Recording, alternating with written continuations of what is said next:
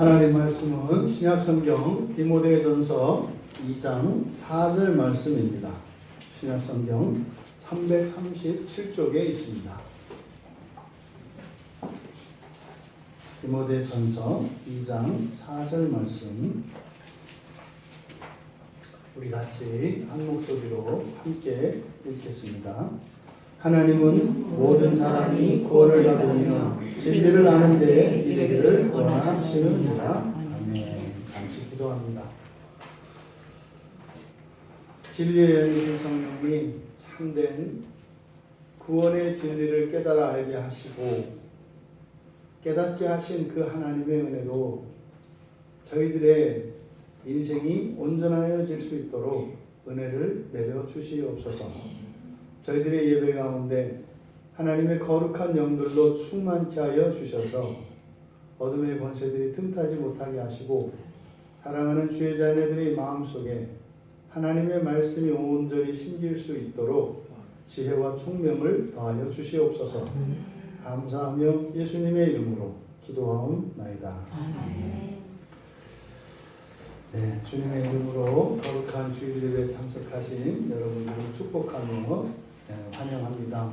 이 시간 주시는 하나님의 말씀의 은혜가 여러분들을 새롭게 하시고 또 여러분들이 기대한 이상으로 온전케 하시는 하나님의 은혜가 이 한 주일을 살아가시며 여러분들이 일상생활 속에서 경험되시기를 바랍니다. 우리가 지금 구원에 대해서 알아보고 있는데 지난주에 이어서 그러면 진리를, 그러니까 구원 받는, 구원을 우리가 받는 구원이 있고 또 그 받은 구원으로 이제 진리를 아는 데 이르기를 원하신다고 하는 이 말씀, 이 가운데서 진리를 알아간다는 게 무엇인가에 대해서 살펴보려고 합니다. 이 4절의 본문은 지난주에도 말씀드렸던 것처럼 수동적으로 구원을 받는 것이 앞서고 또 그리고 능동적으로 진리를 알아가는 것이 이제 뒤섭니다. 그래서 하나님이 주시는 구원을 우리가 일방적으로 받습니다. 이게 수동적인 구원입니다.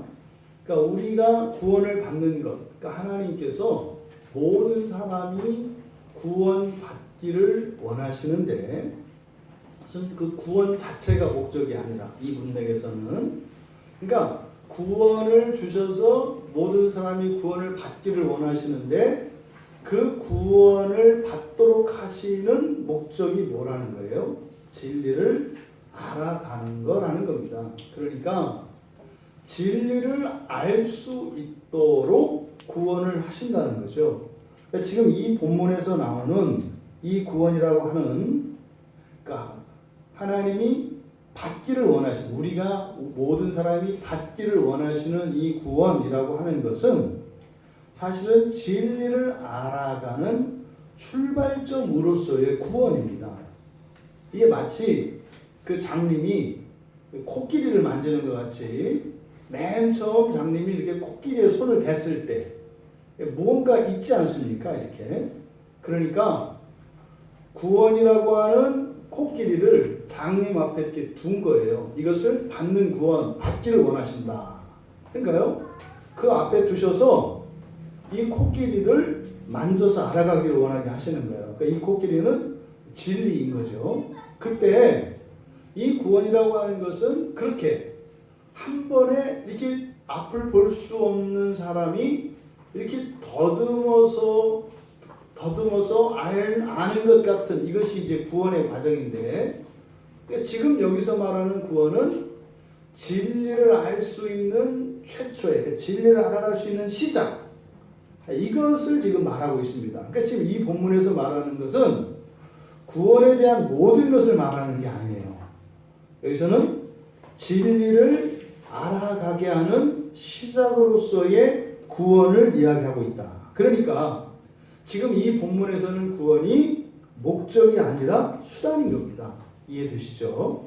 물론 이렇게 해서 그 받은 구원으로 진리를 차츰 알아가게 되면, 그래서 완전히 다 알게 되면 사실은 그 결과 완전한 구원을 알게 되는 것이고 구원을 누리는 게 되는 겁니다. 여러분, 구원이라고 하는 이 구원이라고 하는 것은 그래서 굉장히 복합적이고 이렇게 총체적인 것이기 때문에 한 번에 이야기할 수가 없다.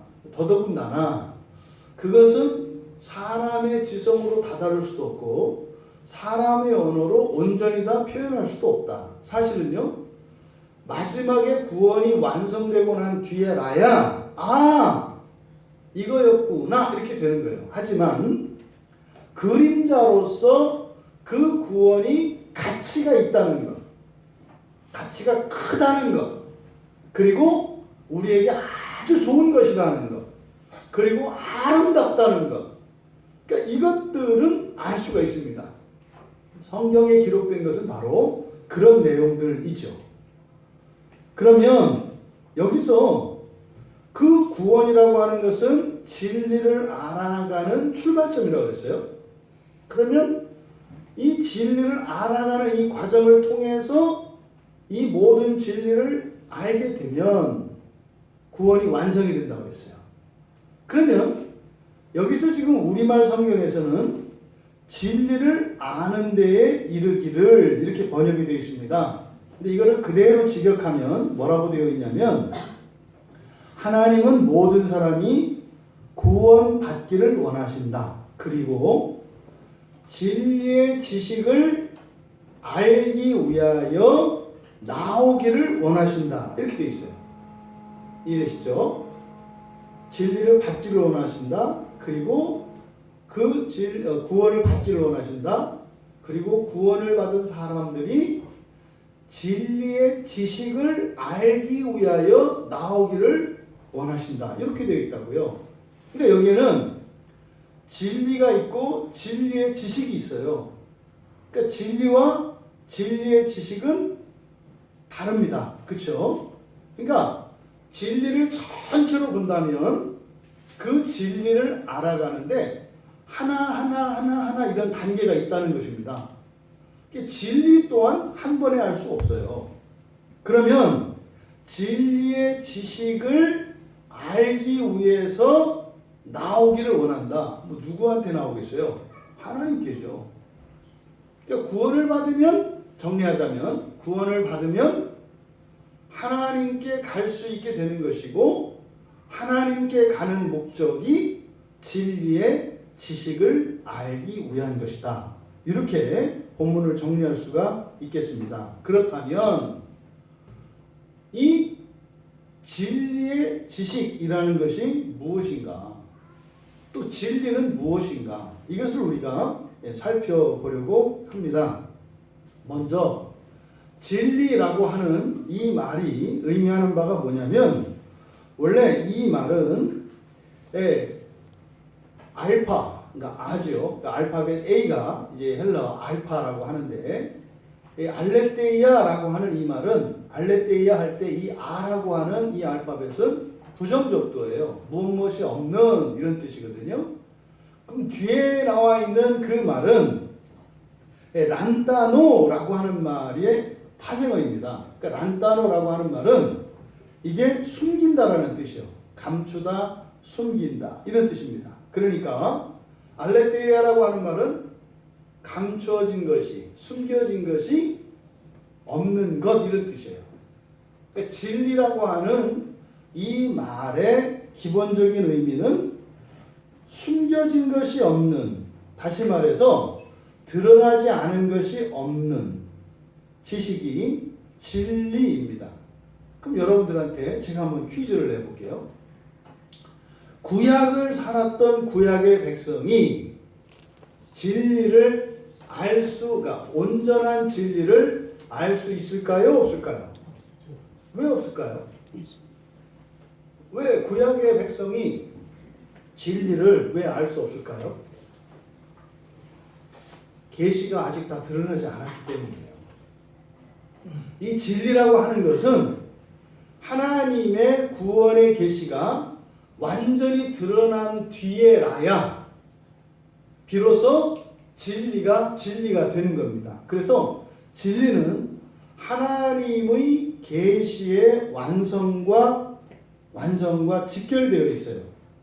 그러니까 하나님의 계시가 온전히 드러나기 전에는 진리가 될 수 없습니다. 진리라고 하는 이 말이 가지고 있는 의미는 뭡니까? 항상 같은 거예요. 항상 어떤 조건 하에서도 누구에게나 어떤 시대나 어떤 상황 속에서도 항상 참인 것이 진리입니다. 근데 여러분 보세요.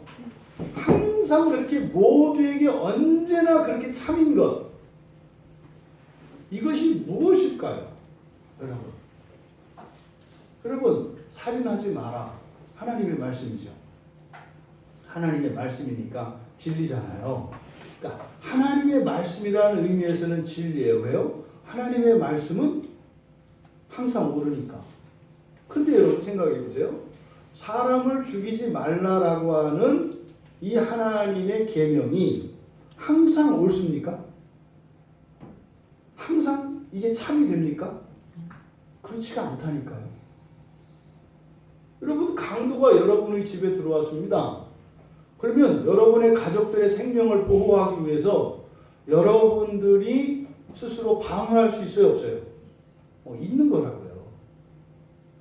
강도가 들어와서 가족의 생명을 해치는데 우리는 크리스찬이야. 하나님께서 살인하지 말라고 했으니까 우리는 살인할 수 없어. 눈 떡 감고 이왕 죽일 거 빨리 죽여주세요. 이렇게 하나요? 그렇지 않다 이 말이에요. 방어를 하다 보면 자칫해서 상대방이 도망가지 않거나 이렇게 되면 어떻게 돼요? 마지막까지 죽기로 싸워서 상대방을 죽일 수도 있는 거예요. 그러면은 하나님의 말씀이, 살인하지 말라고 하는 이 말씀이 하나님의 말씀이니까 반드시 지켜야 하는데 반드시 지킬 수 있는 것은 아니죠. 그러면 이 진리라고 하는 이 말이 가지고 있는 기본적인 개념, 언제나 항상 모두에게 어떤 상황 속에서도 참이다라고 했을 때 살인하지 말라고 하는 이 말은 진리가 될 수 없죠. 그런데 진리성은 가지고 있는 거죠. 완전한 진리는 아니다 이 말이에요. 그러면 성경에 있는 많은 하나님의 말씀들이 있어요. 이것은요, 경우에 따라서 상황에 따라서 조금씩 다르게 이해될 수도 있고 또 시간차를 두고 어떤 사람에게는 그것이 진리로 받아들여지지만 어떤 사람에게는 진리가 아닌 것으로 받아들여질 수 있다 이 말이에요. 이해되시죠? 그런데 바로 그 진리, 그러면 아주 영원히 불변하는, 모든 사람들에게 불변하는 진리가 우리에게 전해진 것이 있을까 없을까? 그러니까 사실상 그냥 막연히 성경에서 이 진리라고 하는 말의 용례들을 살펴보면 하나님의 말씀이 진리예요. 예수님의 말씀도 진리고요. 또 우리들이 잘 알고 있는 바와 같이 기본적인 이런 자연현상, 이런 진리들이 있잖아요. 변함이 없는 것들. 근데 사실은 그것도 영원한 것은 아니거든요. 그래서 이 세상에 있는 것은 진리가 없어요. 영원히 진리인 것은 없다고요. 다만 진리스러울 뿐이죠. 근데 지금 여기서 진리의 지식이라고 그랬어요. 그러니까 완전한 그 진리, 그것을 알아가는 과정이 있는 거죠. 이게 뭡니까? 진리의 지식인 거죠. 그러니까 진리의 지식이라고 하는 것은 이렇게 영원 불변하는 완전한 그 진리에 다다르기 위해서 우리는요, 조금씩 지식을 넓혀가고 확장시켜 가야 한다는 것을 알 수 있다. 그렇다면 그 진리에 다다를 수 있는 그 지식이 뭘까? 이것을 보통 성경에서 구원의 서정이라고 이야기를 해요. 구원의 서정. 그러니까 구원의 서정이라는 것은 성경에 나와 있는 구원에 관한 하나님의 가르침을 체계적으로 정리해 놓은 겁니다. 이거를 구원의 서정이라고 해요. 보통 이것을 9단계로 얘기합니다. 그러니까 흔히 구원의 서정이라고 하는 이것은 이게 바로 진리의 지식 1호구나 이렇게 이해를 하시면 된다. 먼저 맨 처음이 뭐예요? 소명, 그렇죠? 부르심, 소명. 소명이라고 하는 것은 이게 부르는 겁니다. 누구야 하고 이렇게 부르는 거예요. 이게 우리가 주중에 로마서 할 때 이걸 다 살펴봤습니다만 기본적으로 이렇게 부르심, 하나님이 부르시는 거. 두 번째로 중생, 그죠? 중생, 거듭난다. 사람은 두 번 태어나는 거예요. 사람이 아니라 신자는 어떤 사람들이에요? 두 번 태어난 사람들이에요. 한 번은 어머니에게서 이 땅에서 태어나고 한 번은 하나님으로부터 우위로부터 태어나는 게 두 번째 출생이에요. 이거를 거듭난다 이렇게 이야기를 하죠. 또 신생이다 이렇게 얘기해요. 그 다음에 회개죠. 회개라고 하는 것은 뭡니까?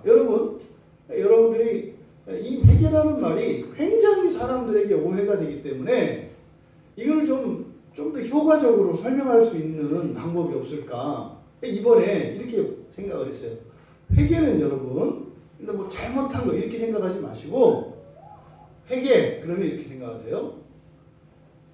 그냥 사람으로서 살아가는 것이 아니라 하나님이 되기 위해서 살아가는 거, 이걸 회개라고 생각을 하세요.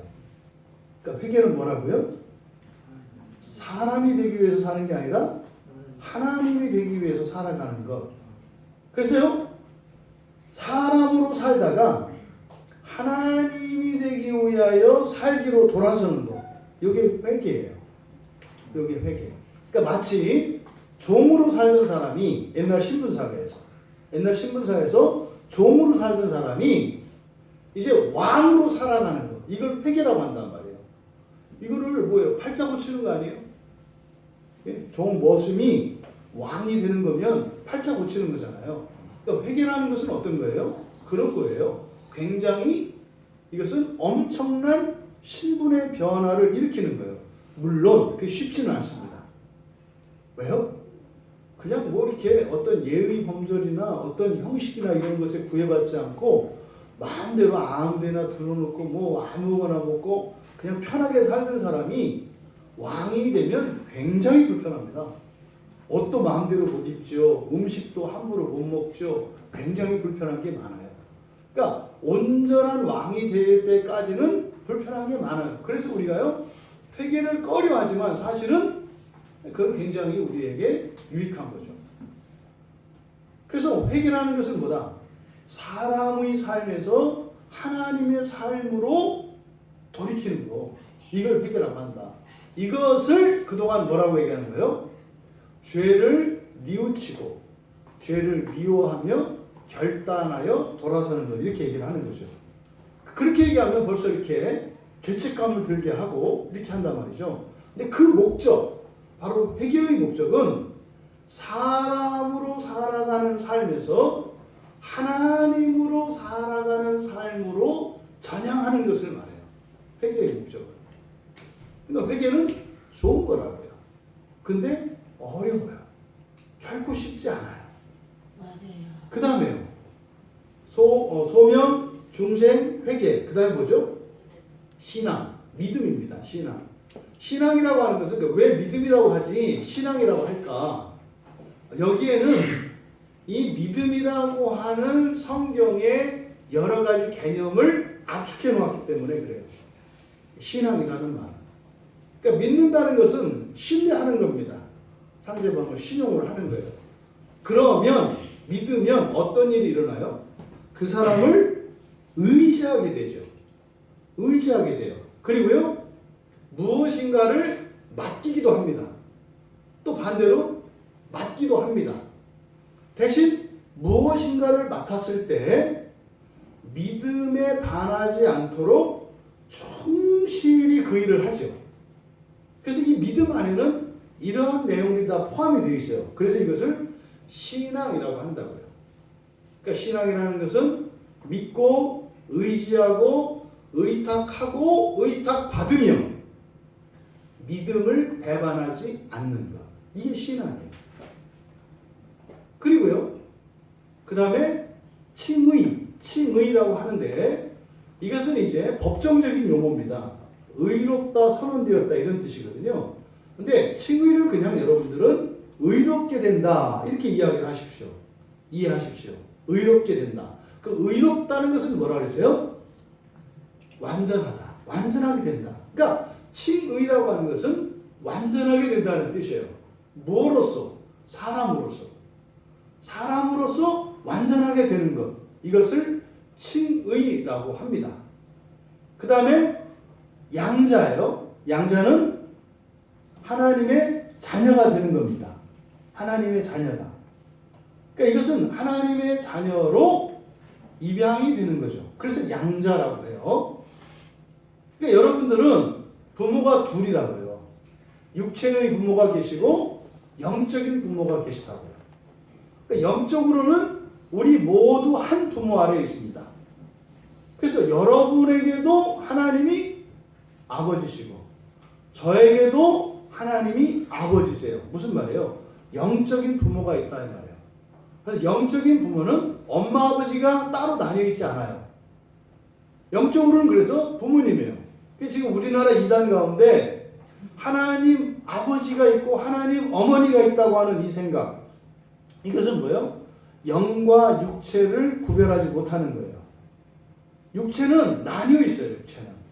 그래서 남자 여자가 나뉘어 있습니다. 근데 영은 남녀로 나뉘어 있지가 않아요. 그래서 그냥 엄격히 말하면 하나님 부모님이라고 해야 맞는 거예요. 인간적으로 이제 우리들이 사용하는 말로 하면은. 그래서 하나님은 아버지인 동시에 어머니이시라고요. 하나님은. 그래서 어떻게 해요? 한없이 자애롭기도 하지만 한없이 두렵기도 한. 다시 말해 인간 부모의 모든 측면을 다 가지고 계세요.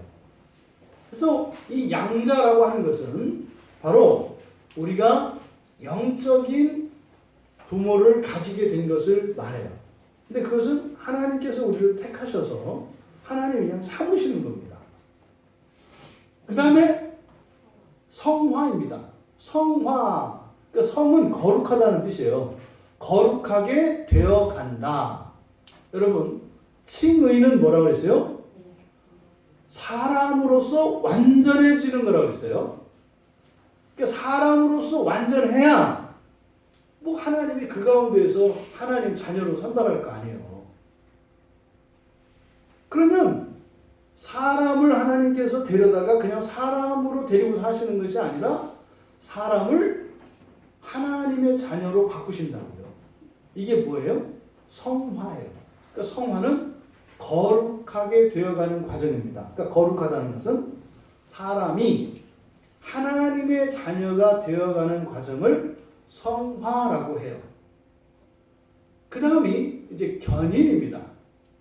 견인이라고 하는 것은 끝까지 견딘다는 뜻이에요. 무슨 말입니까? 사람이 완전한 하나님의 자녀가 될 때까지 끝까지 견딘다. 이 말에는 어떤 의미가 내포되어 있습니까? 쉽지 않다는 거죠. 그러니까 굉장히 참기 어려운 거예요. 굉장히 참기 어려운 거예요. 그런데 끝까지 참는 것, 이것을 견인이라고 합니다. 그리고 마지막이 구원의 완성인 영화입니다. 영화, 영광스럽게 된다는 뜻이에요. 영광스럽다라고 하는 것은 하나님스럽다는 거예요. 그래서 마침내 하나님과 같이 됩니다. 아멘. 그러니까 이것을 9가지로 정리한 이것은 성경의 가르침을 체계적으로 정리한 겁니다. 이것은 또 완벽하다 이렇게 얘기할 수는 없어요. 왜냐하면 이것도 좀 더 구체적으로 들어가고 그럼 또 기준에 따라서 나눌 수 있기 때문에. 하지만 여러분들은 명확하게 이해하기 위해서 진리의 지식은 구원의 서정이다. 이렇게 알고 계시라 이 말이에요. 그러니까 진리의 지식을 알아간다는 것은 바로 이 구원의 서정에 관한 지식을 알아가는 것이다. 이렇게 이해하시면 돼요.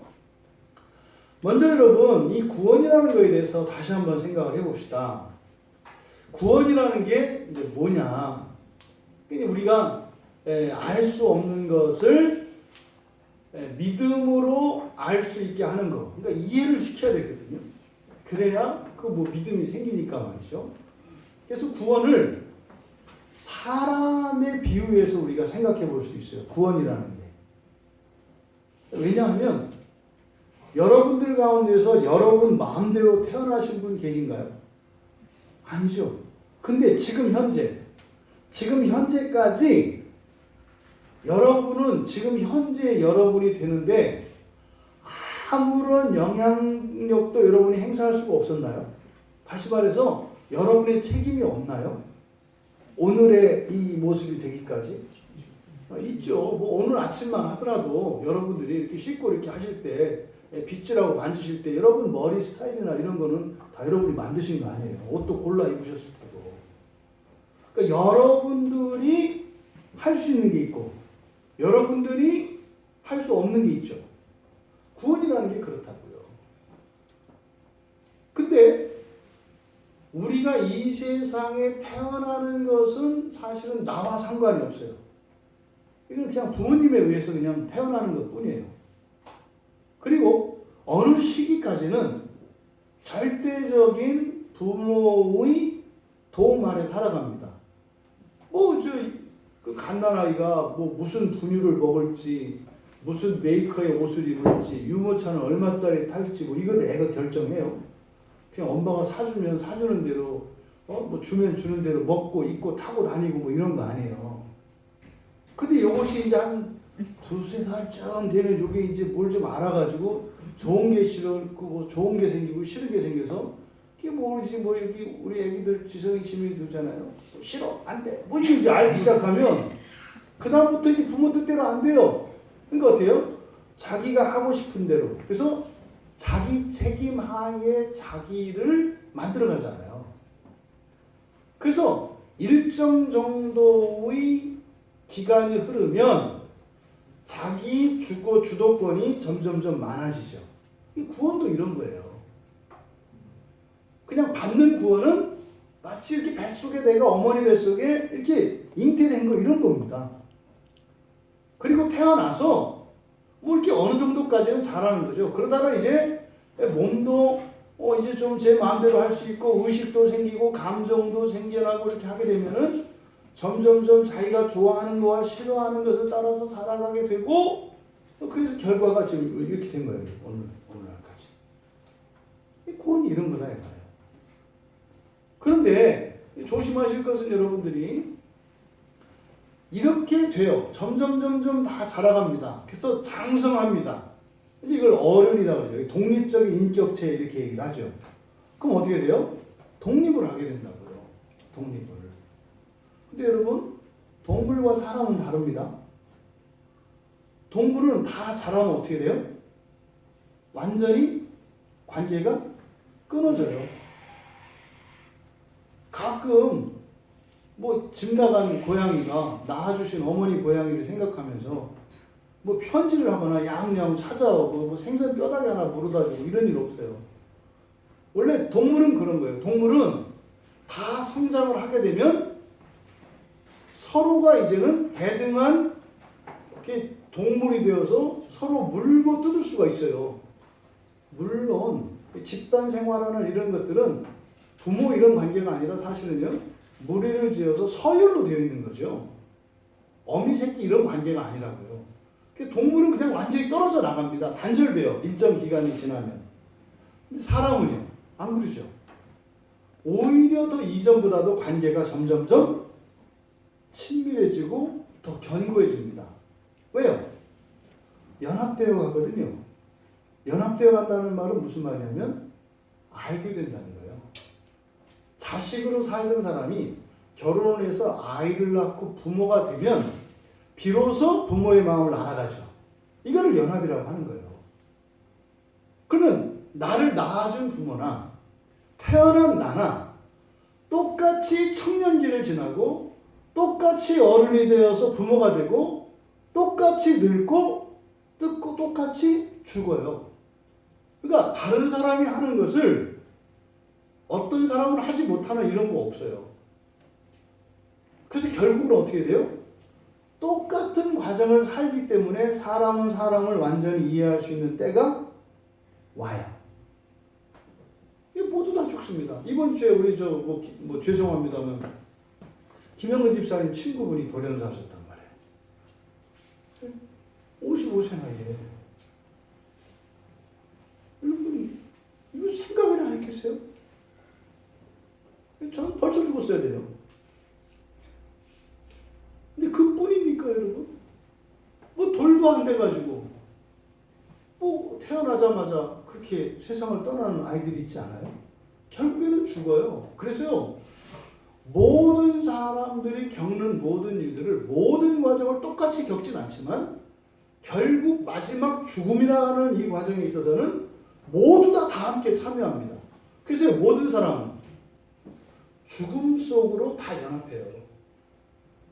모두 죽음에 담기게 되어 있어요. 사는 동안은 좀 다를 수 있어요. 근데 결국은요 죽음이라고 하는 이 바구니 안에 모두 다 담기게 돼 있어요. 연합이라고 한다고요. 그러니까 이 구원의 서정이라는 것이 그래요. 나와는 상관없이 말입니다. 나에게 생겨요. 그 받는 구원, 내 안에 생긴 구원이라고요. 그런데 그것을 가지고 자기 책임 하에 그 구원을 이뤄가는, 그러니까 성장하는 과정이 있다고요. 그리고 나서 마지막에 이 죽음이라고 하는 그릇에 모든 사람이 담기는 것처럼 마침내 구원받은 신자들은 하나님과 연합하게 돼요. 근데 신자들은 어디에서 연합해요? 완전한 생명 안에서 연합해요. 근데요, 예수를 믿지 않은 사람들은요, 죽음 안에서 연합하게 돼요. 그러니까 생명 안에서 연합하든지 죽음 안에서 연합하게 되든지 반드시 모든 사람은 다 연합되게 돼 있어요. 그럼 여러분, 이 세상을 살아가는 사람이 다 신분도 다르고 성격도 다르고 능력도 다 다른 것처럼 구원의 빛깔과 구원의 양상들도 다 다르다는 사실을 여러분들이 아셔야 돼요. 여러분 인생을 잘 살고 싶은 것이나 구원을 잘 받고 싶은 것이나 다르지 않다. 근데 그동안은 우리가 구원을 너무나 단순화시켜서 그냥 예수 믿고 교회 다니면 되는 걸로 생각했다고요. 그건 마치 인생으로 생각하면 뭐예요? 그냥 뭐 어머니 뱃속에서 태어나기만 하면 나 똑같은 거 아닌가? 뭐 이렇게 생각하는 거죠. 말도 안 되는 거죠. 구원은 인생을 살아가는 것보다 몇 배나 더 어렵고 몇 배나 더 복잡하고 몇 배나 더 가치 있는 것입니다. 그러니요. 굉장히 정교하고 복잡한 거라니까요. 그러니까 이 구원을 이루는 일에 있어서 거기다가 방해도 있다 했잖아요. 방해가 얼마나 많아요. 말씀드렸죠. 이 세상은 이제 다시 돌아갈 수 없는 세상이 됐어요. 아무리 봐도. 어저께 이제 어느 교회 어느 목사님 위임식이 있어서 그 순서를 맡아서 이제 제가 같이 이제 참석을 했었어요. 그래서 여러 목사님들하고 뭐 이제 교회 상황들에 대해서도 이런저런 이야기를 나누고 이제 하던 중에 그러니까 코로나가 있기 전이죠. 우리로 말하면 연화도 전도 갔다 오기 전이에요. 연화도 갔다 오던 그때가 분기점이었거든요. 연화도에 가기 전주 그리고 연화도에 다녀온 그 다음 주 완전히 다른 주가 됐잖아요. 연화도를 기점으로 해서 완전히 다른 주가 됐어요. 지금 우리나라뿐만 아니라 전 세계에 있는 교회가요. 코로나가 있기 이전의 상태로는 돌아가지 못합니다. 이제는 없어요. 다시 돌아오지 않는 때가 됐어요. 그때와 같은 신앙을 가지고 있는 사람도 없고 왜요? 분명히 거기서 그 이후로 변했어요. 아예 신앙의 색깔이 흐려졌거나 아니면 흐릿했던 그 신앙을 분명한 색채를 칠했거나 바뀌었어요. 둘 중에 하나예요. 그대로는 아닙니다. 큰 변화가 일어났다고요. 큰 변화가. 그러니까 예배 양상도 마찬가지입니다. 오늘 이제 어저께 밤에 제가 이제 그 목사님 한 분이 거기에서 이제 공부하고 오셨는데 이렇게 문제가 되는지 몰랐죠. 근데 그 목사님이 이제 금요일 날 연락을 받았대요. 거기에서 이렇게 확진자가 생겼으니까 조심을 좀 하시는 게 좋을 것 같습니다. 그래서 뭐 증상 있습니까? 뭐 이런 문진을 다 했대요. 근데 이제 뭐 아무 이상 없으니까 그래서 그걸 물어봤대요. 이 코로나 그 질병본부에다가 그럼 혹시 내가 목사니까 혹시라도 만에 하나라도 이게 이제 다른 이제 교인들이나 만나는 사람들로 접촉돼서 이게 뭐 이렇게 전염될 수도 있으니까 검사를 좀 받아보고 싶다. 그랬더니 증상이 없다고 안 된다고 하더래요. 그래서 나 거기 있었고 거기 있었는데 뭐 아무 증상 없지만 받아볼 수 없냐. 그랬더니 안 된다고 하더래요. 그래서 이제 어제 이제 우리 그 모임에 갔다가 이 얘기가 이제 화두에 올라온 거예요. 그럼 이렇게 하면 어떡하냐. 그래가지고 이제 막 해가지고 어제 뭐 밤새 뭐 얘기하고 뭐 병원에 가서 그냥 비용을 지불하고서라도 하겠다. 저도 그 목사님을 이제 만났잖아요, 지난주에. 그래서 혹시라도 이제 알 수 없어서 그래서 일단은 검사를 이제 받으려고. 근데 안 된대요.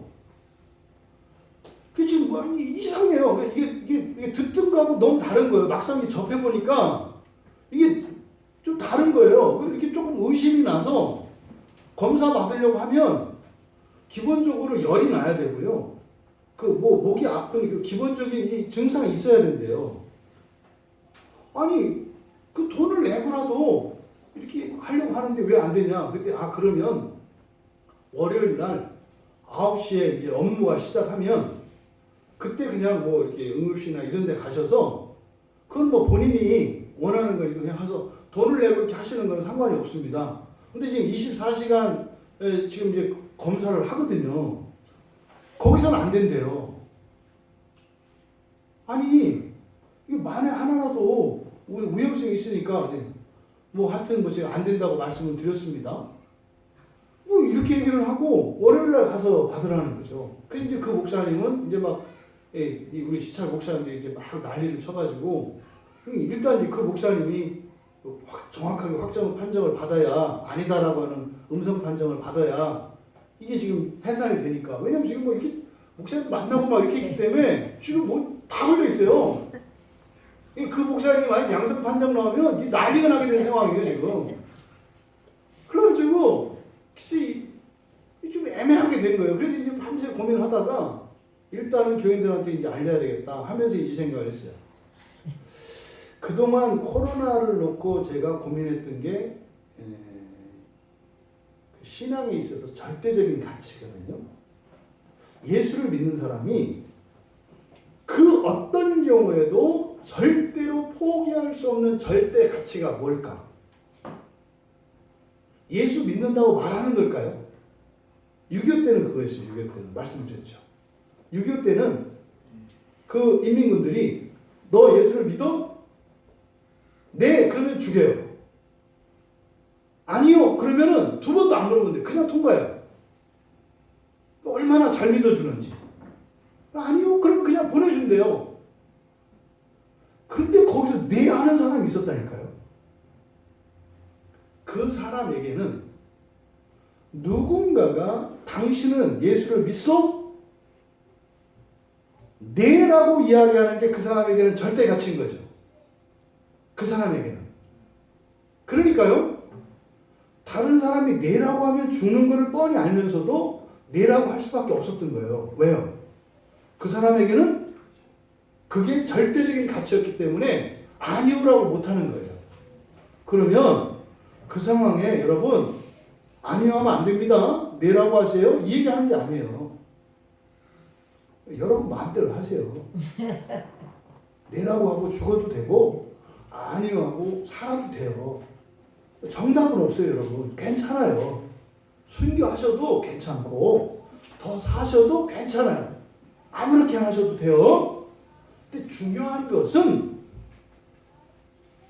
어떤 경우에도 포기할 수 없는 절대 가치가 있는가요? 만약에 그 사람이 이런 거 있을 수 있어요. 당신 예수 믿어? 네 하고 죽은 사람이 주일 예배를 빼먹을 수도 있어요. 왜 그래요? 그 사람이 주일 예배가 그 사람에게 주일 예배 드리는 것이 절대적인 가치는 아닐 수 있어요. 그러니까 반대로 당신 예수 믿어? 아니에요. 이렇게 하고 지나간 사람이 죽어도 예배는 안 빠질 수 있는 사람일 수 있다 이 말이에요. 이게 뭐예요? 절대적 가치는 달라요. 사람마다 달라요. 그러니까 부모님들 자녀들에게 본인들의 절대적인 가치를 강요하지 마세요.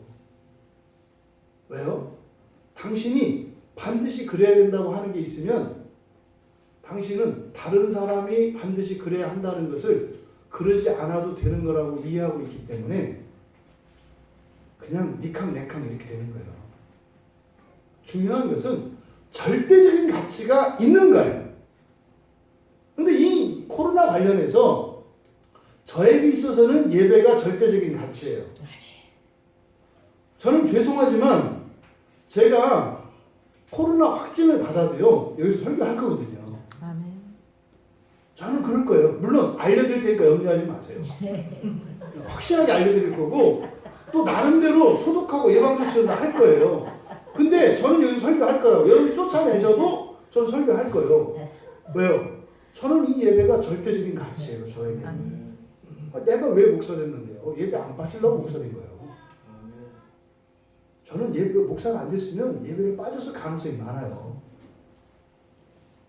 그래서 제 바람은 저에게 있어서는 여러분의 담임 목사의 절대적인 가치가 예배다. 이건 알고 계셔야 돼요.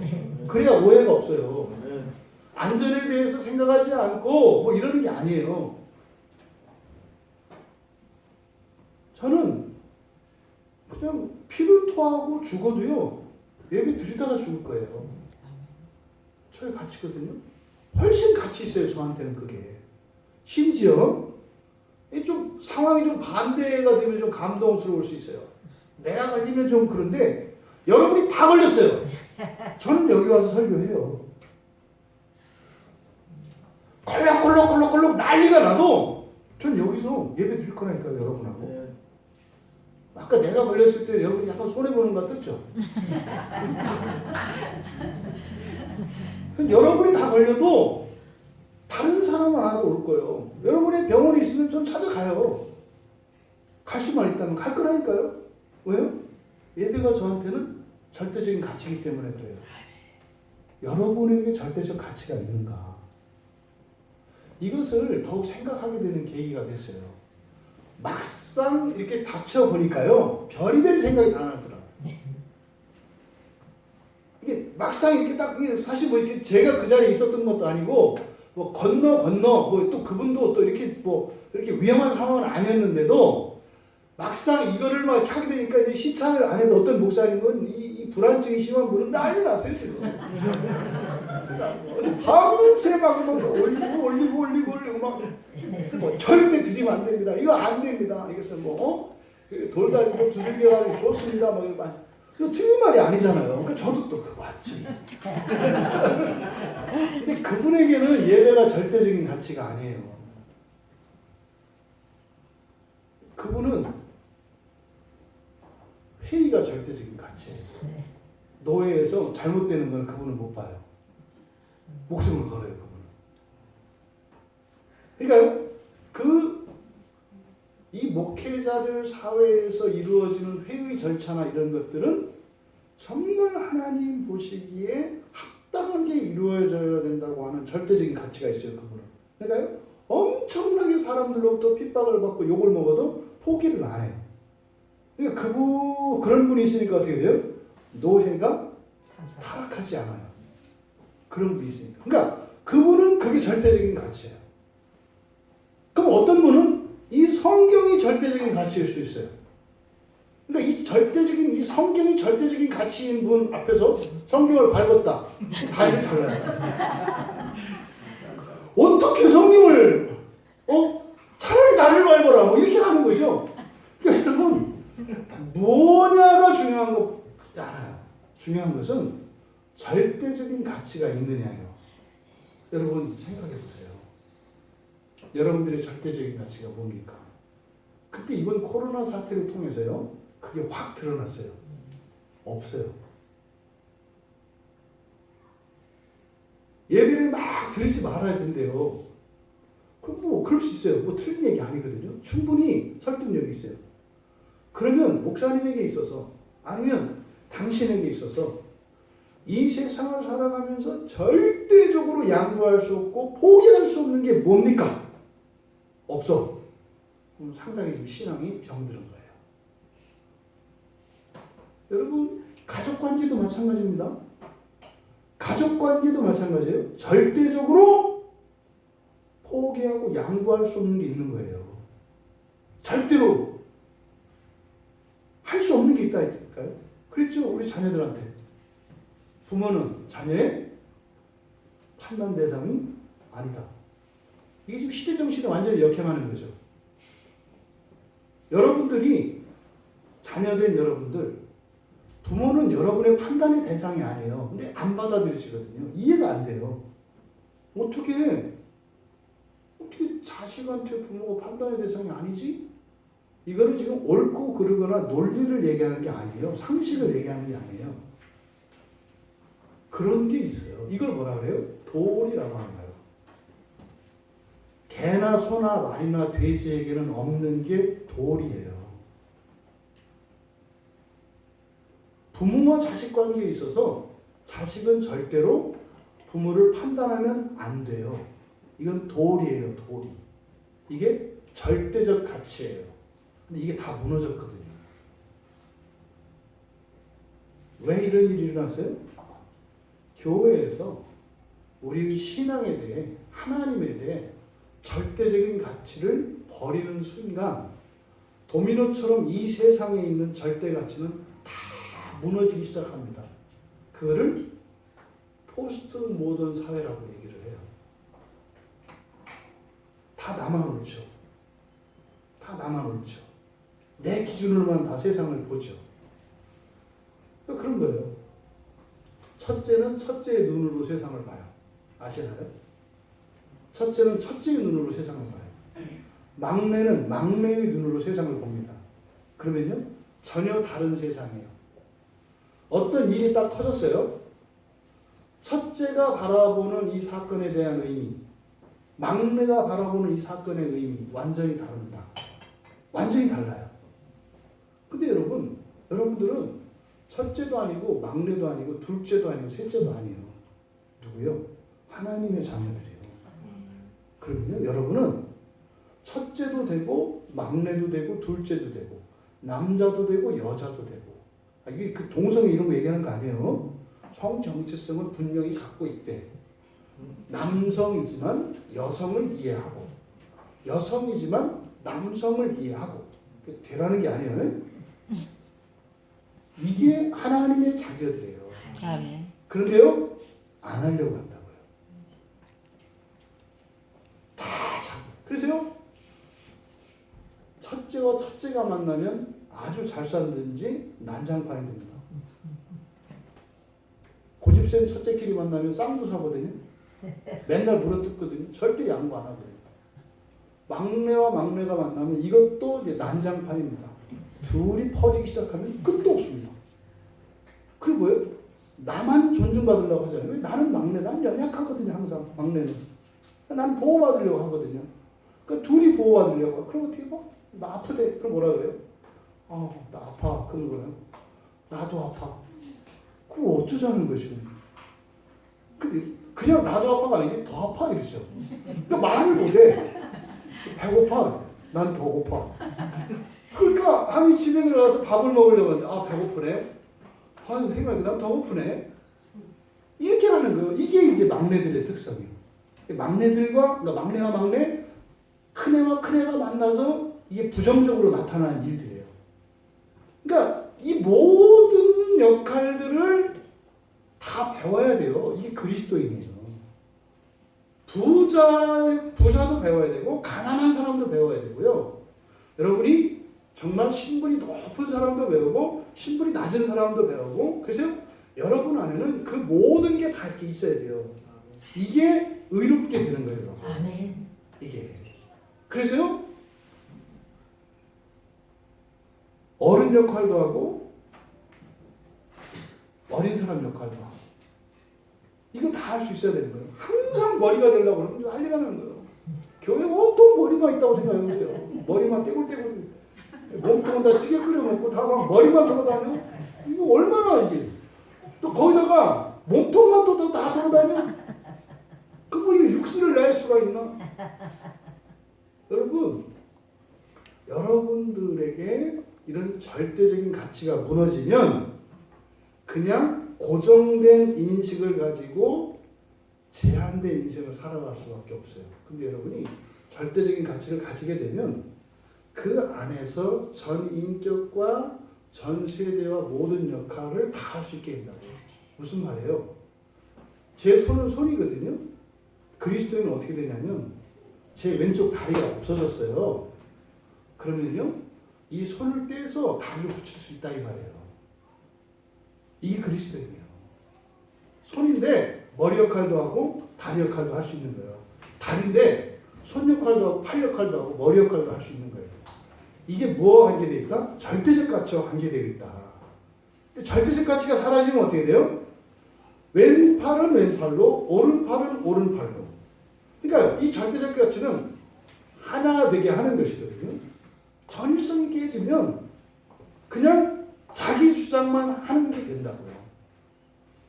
이 코로나 사태를 지나면서 뭐 어쨌든 직접적으로 어쨌든 우리 교회 안에서도 코로나와 약간 관계가 살짝 되니까 제 안에서도 벌써 흔들리는 이런 게 있더라.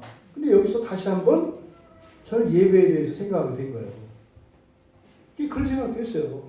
아, 오늘 예배 그냥 드리지 말고 우리도 인터넷 예배를 한번 드려볼까? 근데 맞지 않는 거예요. 마음으로는 그러고 싶어요, 솔직히. 그냥 딱 해서 오지 마세요. 인터넷 예배 드리고 싶어요. 근데 문제는 예배가 저에게는 절대적 가치예요. 그래서 지금 생각보다 오늘 너무 많이 오셨거든요.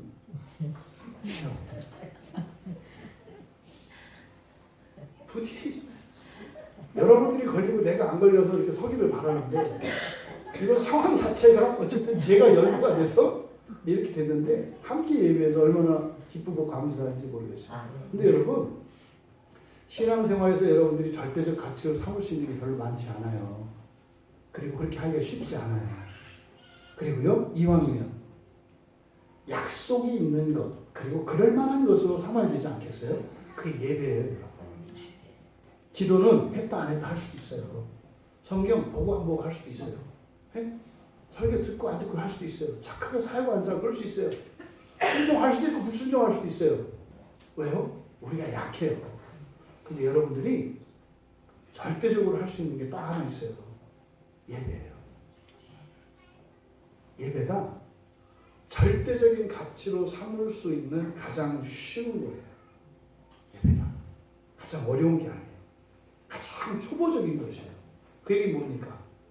이게 안 되면 절대로 절대적인 가치는 없어요. 예배가 절대적 가치가 아닌 사람들은 이런저런 얘기를 하더라도 안 된다고요. 자기는 반드시 그렇게 할 수 있을 것 같지만 그렇게 할 수 없는 상황이 와요. 그때 되면 자기도 모르게 그것을 할 수 없다는 것을 깨닫게 돼요. 그래서 여러분들이 예배를 목숨과 같이 여기세요. 예배드리다 죽어도 괜찮아요. 여러분. 정말로 괜찮아요. 남는 장사예요. 여러분이 예배를 드리다 죽을 수만 있다면 최고로 남는 장사예요. 최고로 잘 사는 인생이에요. 저도 설교하다가 죽기를 바라요. 뭐 교인들은 좀 섬찟할지 모르겠지만 저는 개인적으로는 예배 시간에 하나님 품에 가기를 바라요. 아멘. 우아하게 이렇게 쿵 떨어지지 말고 하고 주저앉아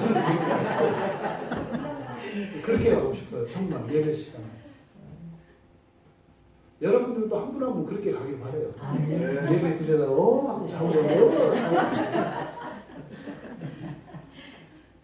예배는 목숨을 걸고라도 지킬 만한 것이다.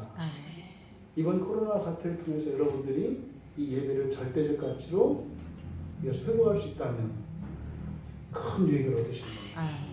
근데 그것은 단지 어떤 종교적인 뭐 광신이나 이런 게 아니에요. 그러면 여러분들의 작은 세계관이 깨지기 시작합니다. 고집하던 것들이 깨어진다. 그러니까 여러분이 보지 못했던, 여러분이 살지 못했던 새로운 인생을 살아가게 돼요. 여러분의 한계들을 깨면서 정말로 큰 사람으로 온전하게 될 뿐만 아니라 더 나아가 하나님의 자녀로 되어갈 수 있다고 하는 사실이에요. 그 시작이 예배라고 하는 이 절대적 가치에 있다는 것. 그런 의미에서 여러분들은 복된 분들이에요. 아멘. 여러분, 예배에 나온다고 해서 예배가 절대적 가치가 되는 게 아닙니다. 아시죠? 오해하시면 안 돼요. 또 저 연화도에 계신 박남현 집사님 이 얘기 듣고 발끈할 가능성이 많아요. 나는 지금 연화도에서 어떡하라는 말이냐. 나는 그러면 예배가 절대가 그 얘기가 아니에요. 그 얘기가 아니에요.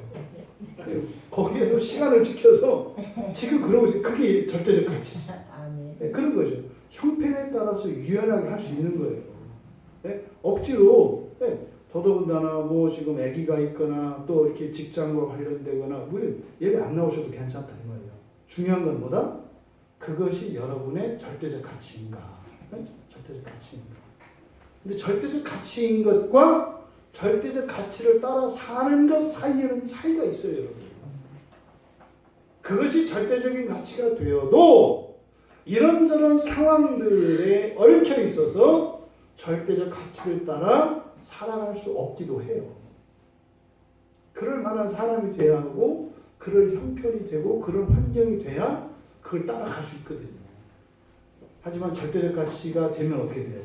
그것을 위해서 추구하면서 조금씩 희생도 하고 위험도 감수하고 그렇게 살아가고 그리고 하나님께 은혜를 구하면서 가는 거죠. 그랬을 때 정말로 견고한 바위와 같이 돼서 이런 환경에서 오는 이런 풍파가 막 몰아쳐도 굳건하게 지킬 수 있는 그 날이 와요. 우선 이 절대적 가치를 가지시는 여러분들 다 되시기 바랍니다. 여러분, 이런 절대적 가치를 가지는 이유가 뭐예요? 구원 때문에 그러는 거예요. 구원 때문에. 아멘. 이 절대적 가치를 우리가 붙들고 있어야 온전한 구원에 이를 수 있다고요. 근데 지금 여기서는요, 구원의 지식을 알아가는데 그 구원의 지식은 뭐다? 구원의 서정이다. 이렇게 얘기를 한 겁니다. 이것을 사람에 비유했을 때 충분히 이해할 수 있는 거죠. 그러니까 정확하게는 안 해도 뭐 여러분들이 누군가에게 구원을 설명할 때 구원이라는 거는 사람 같은 거야. 이렇게 설명할 수 있잖아요. 태어나서부터 자라서 어른이 되는 과정, 그리고 죽는 과정, 이걸 구원이라고 할 수 있지. 근데 사실은 사람의 성장 과정으로 담아낼 수 없는 게 사실 뭐예요? 죽음으로 끝나는 인생이 아니죠. 그렇죠? 구원에서는 사실 구원의 핵심은 죽지 않는 거거든요. 죽지 않는 거. 그래서요. 진리란 다시 말해서 이 구원의 지식을 쭉 알아가면 다 알게 되면 최종적인 상태가 뭐라고 그랬어요? 영화라고 그랬잖아요. 영화. 영화라고 하는 것은 하나님스럽게 되는 것, 하나님 자녀가 되는 거라고 그랬잖아요. 그래서 사실 진리라고 하는 것은 한마디로 말하면 사람이 하나님 되는 거예요. 아멘. 진리는. 아멘. 이거는 변함이 없어요. 아멘. 언제 어디에서나 누구에게나 영원히 변함이 없어요. 아멘. 이거는 세상이 창조되기 전에도 변함이 없어요. 왜? 그게 하나님의 계획이었으니까. 또 지금 세상이 창조된 이후에 타락한 이유를 살아가는 우리들에게도 변함이 없어요. 왜요? 여러분이 순종을 하든 불순종을 하든 어떻게 해서든지 우리는 어떻게 해요? 하나님의 자녀가 되어가고 있기 때문이거든요. 그런데 현재의 모습을 보면 아닌 것 같다고요. 하나님의 자녀는 고사하고 인간도 안 된 것 같이 보이거든요. 현재는. 또 그러다 또 은혜 받고 따끈따끈 하면 또 뭐 그렇게 될 것 같은 가능성이 보이기도 해요. 또 그럴 땐 진짜 같아. 그러다 또 파라라 하면서 눈이 벌써 옆으로 쫙 떼지면 이것도 이제 끝난 거야. 구름이 끼면 그래 또 아닌 것 같다고. 하지만 변함없는 것은 뭐다? 사람이 하나님 되는 거야. 여기 진리예요. 진리는 딱 하나야. 뭐라고요? 사람이 하나님 되는 거야. 왜? 딱 하나예요. 근데 그게 우리에게는 확 와닿지 않아. 그래서 어떻게 해요? 그 진리의 지식을 알아가야 한다. 그래서 왜 변덕스러운지, 왜 순종도 하고 왜 불순종도 하는지, 왜 서로 사랑하지 않고 미워하며 싸우고 다투는지, 이런 것들이 진리의 지식을 알아가면서 이해가 돼요. 이해가 되면 어떻게 돼요? 아, 그게 아닌 게 아니었구나. 그 또한 사람이 하나님 되어가는 과정이었구나를 알게 돼요. 어떻게? 진리의 지식을 알아가요.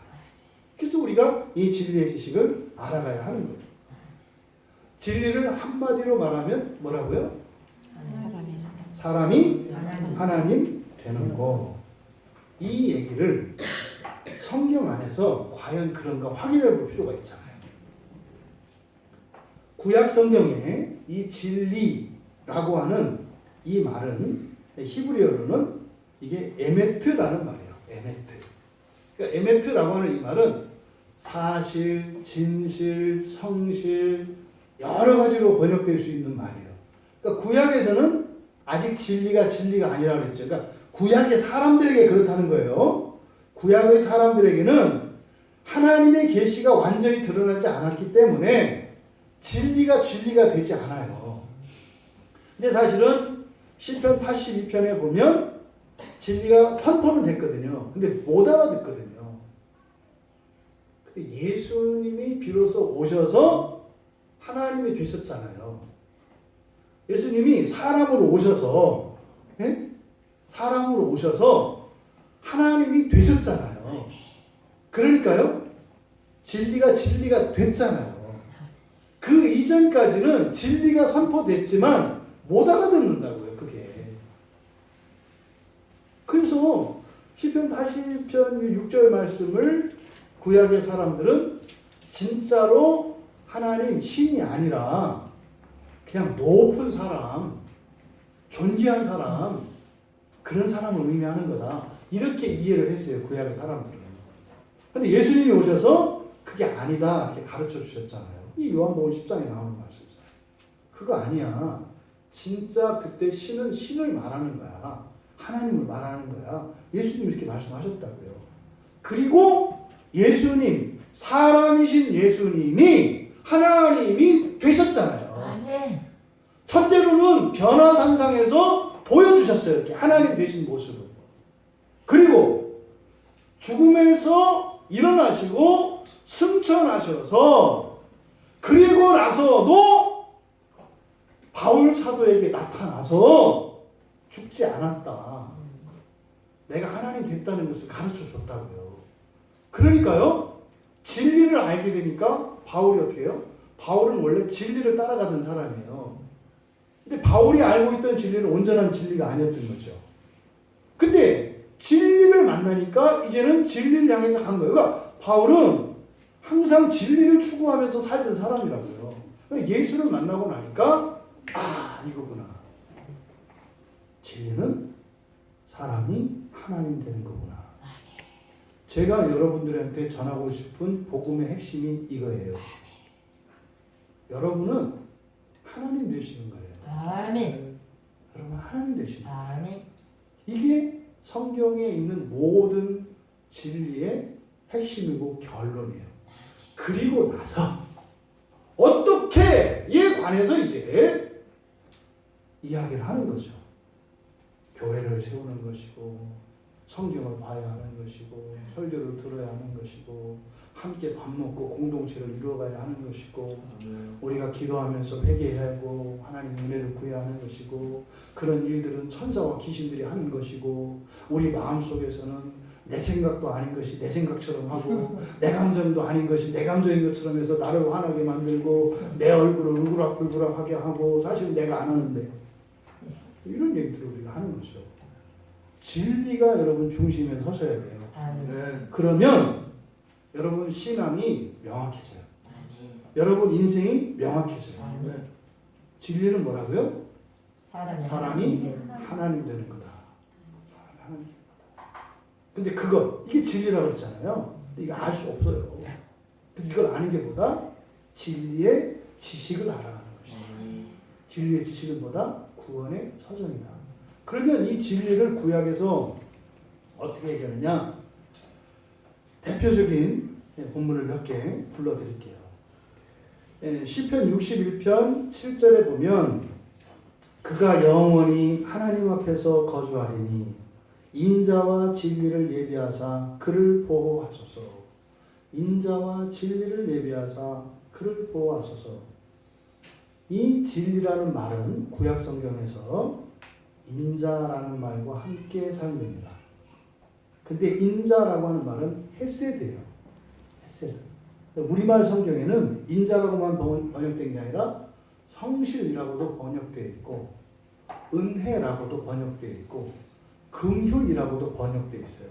그래서 여러분들이 한글 성경을 억만 번을 봐도 그건 절대로 몰라요. 그냥 뚫어져서 본다고 뭐 봐지는 게 아니에요. 그러니까 헤세드라고 하는 말과 에메트라고 하는 진리가 함께 쌍으로 쓰여요. 성경에서는. 헤세드는 뭐라고 했어요, 여러분? 하나님의 언약적 신실함이라고 했어요. 하나님의 언약. 하나님의 언약 하면 여러분 떠올리는 게 뭐예요? 하나님의 약속이거든요. 구원의 약속이에요. 하나님의 구원 계획이 뭐라고 했어요? 사람을 하나님 만드는 거라고요. 그러니까 이 헤세드와 진리가 항상 거의 쌍으로 쓰여요. 구약 성경에. 창세기 22장 26절과 27절에서 이렇게 나와요. 이르되 나의 주인 아브라함의 하나님 여호와를 찬송하나이다. 나의 주인에게 주의 사랑과 성실을 그치지 아니하셨사오며 여호와께서 길에서 나를 인도하사 내 주인의 동생 집에 이르게 하셨나이다. 이거는 지금 이제 아브라함의 사명을 받고 아들 이삭의 아내를 또 어디 가면 우물가에 가서 누가 나타날 건데 따라오라면 가면은 거기에 내 아들의 아내가 있을 거야. 이거 황당한 그 얘기를 준다고요. 예수님도 그러셨잖아요, 그죠? 뭐 어디 가서 잔치를 먹어야 되니까 그 마을로 가면 가면 누가 예비한 방이 있을 거야. 그냥 주인이 먹고 싶다고 유월절 만찬 하셔야 되겠다고 얘기를 해. 그러면 거기서 알아서 할 거야. 이 말도 안 되는 이런 얘기를 해요. 이게 이제 언약 안에 있는 거거든요. 그러니까 지금 이 아브라함이 보낸 이 늙은 종이 하는 고백이에요. 야, 진짜로 주인 말씀대로 되네. 그때 고백할 때 사랑과 성실이라고 번역을 했어요. 우리말 성경에. 이때 사랑은 헤세드예요. 헤세드. 그리고 성실이 에메트 진리예요. 그래서 이렇게 이 인자가 헤세드와 진리가 함께 쓰인다. 그럼 헤세드는 언약적 신실함을 나타내는 거라고요. 또 이거를 사무엘하 2장 6절에서는 은혜라고 또 번역을 해놨어요. 너희가 이 일을 하였으니 이제 여호와께서 은혜와 진리로 너희에게 베푸시기를 원하고. 이때 은혜가 헤세드예요. 그러니까 구약에서는 진리가 정확하게 나타나지가 않아요. 그래서 이 진리 대신 이 진리는 무엇과 관계되어 있다? 헤세드와 관계되어 있다는 것을 알아요. 헤세드. 그러니까 이 헤세드, 하나님의 언약에 관련된 것이 진리다. 이것을 우리가 어렴풋하게 알 수 있어요. 예외적으로 또 이 진리가 이 헤세드 말고 공의와 함께 또 이렇게 쌍으로 쓰이기도 해요. 그러니까 진리와 의가 또 쌍으로 쓰이기도 해요. 의는 뭐라 그랬어요? 완전함이라고 그랬잖아요. 완전함. 그러면 시편 15편 2절에 보면 정직하게 행하며 공의를 실천하며 그 마음의 진실을 말하며, 여기서 공의, 이 공의라고 하는 게 의예요. 그리고 진실, 이게 진리예요. 그러니까 의와 진리가 또 쌍으로 묶여요. 시편 119편 138절에도 그렇게 나와요. 주께서 명령하신 증거들은 의롭고 지극히 성실하나이다. 그러니까 진리, 성실이 진리거든요. 그리고 의롭다, 의로움과 함께 묶여요. 그러니까 진리라고 하는 것은 구약 성경에 나타난, 그러니까 구약 성경에 사용된 진리라고 하는 이 말들의 용례들을 보면 하나님의 언약과 관련돼 있고, 그다음에 하나님의 의와 관련돼 있어요. 이 진리라고 하는 것은. 근데 진리는 뭐라 그랬어요? 사람이 하나님 되는 거라 그랬잖아요. 그러니까 하나님의 언약의 핵심은 뭐다? 사람이 하나님 되라는 거라는 거예요. 의, 완전함. 그러면 완전한 것은 뭐다? 하나님이라는 뜻이에요. 그러니까 이것은 신약으로 구약을 해석할 때 읽어낼 수 있는 거예요. 그러니까 이미 구약 안에도 이런 게 있었네. 절대 이 얘기를 제가 유대 랍비한테 이야기해봐야 못 알아듣습니다. 그게 어떻게 그렇게 이해가 돼? 그러니까 예수를 믿어야 비로소 구약 성경을 볼 수가 있는 거예요. 아멘. 구약은 신약을 설명해요. 자세하게. 하지만 구약은 신약으로만 볼 수 있어요. 아멘. 그러니까 예수를 믿지 않는 사람들은 구약 성경을 읽어낼 수가 없어요. 그러니까 교회에서조차도 구약 성경을 이야기할 때 유대인 랍비들이 가르치는 것과 똑같이 가르치는 분들이 대부분이에요. 그렇게 해놓고 끝에 마무리는 복음으로 마무리를 해요. 근데 그 복음이 이상한 복음이 돼요. 그러니까 이렇게 신약의 눈으로 봐야 보인다. 그래서 바로 이 진리라고 하는 것은 하나님의 언약 그리고 완전함과 관련된 것이다 라는 것을 구약 성경에서 우리가 발견할 수 있어요. 또 그럼 신약에 와서 진리라고 하는 이 말이 어떻게 쓰이느냐? 예수님 자신을 요한복음 14장 6절에서 진리라고 얘기를 하세요. 내가 길이다. 내가 진리다. 내가 생명이다. 그래서 나로 말미암지 않고는 아버지께로 갈 자가 없다. 이게 무슨 말인지 여러분 조금 다르게 이해되시나요? 아버지께로 간다는 게 꼭 가는 것만 의미하는 게 아니라 하나님 되는 거죠. 아멘. 이게 이중적인 의미가 있다고요. 하나님께 간다는 의미는 뭐예요? 여러분이 하나님 된다는 의미라니까요. 유유상종이라고 했잖아요. 그러니까 예수님을 통해서만 하나님께로 간다 이 말은 뭐예요? 예수님을 통해서만 여러분들이 하나님 될 수 있다는 얘기라고요. 에베소서 1장 13절에서는 진리의 말씀을 그래서 구원의 복음이라고 해요. 진리가 뭐라고요? 사람이 하나님 되는 거. 진리의 말씀, 사람이 하나님 된다는 거, 그게 구원의 복음이다. 그게 구원이라는 게 그런 거구나. 이렇게 나오잖아요. 예수님께서 요한복음 18장 37절에서 이 땅에 오신 목적을 바로 진리를 증언하기 위한 것이라고 얘기를 하거든요.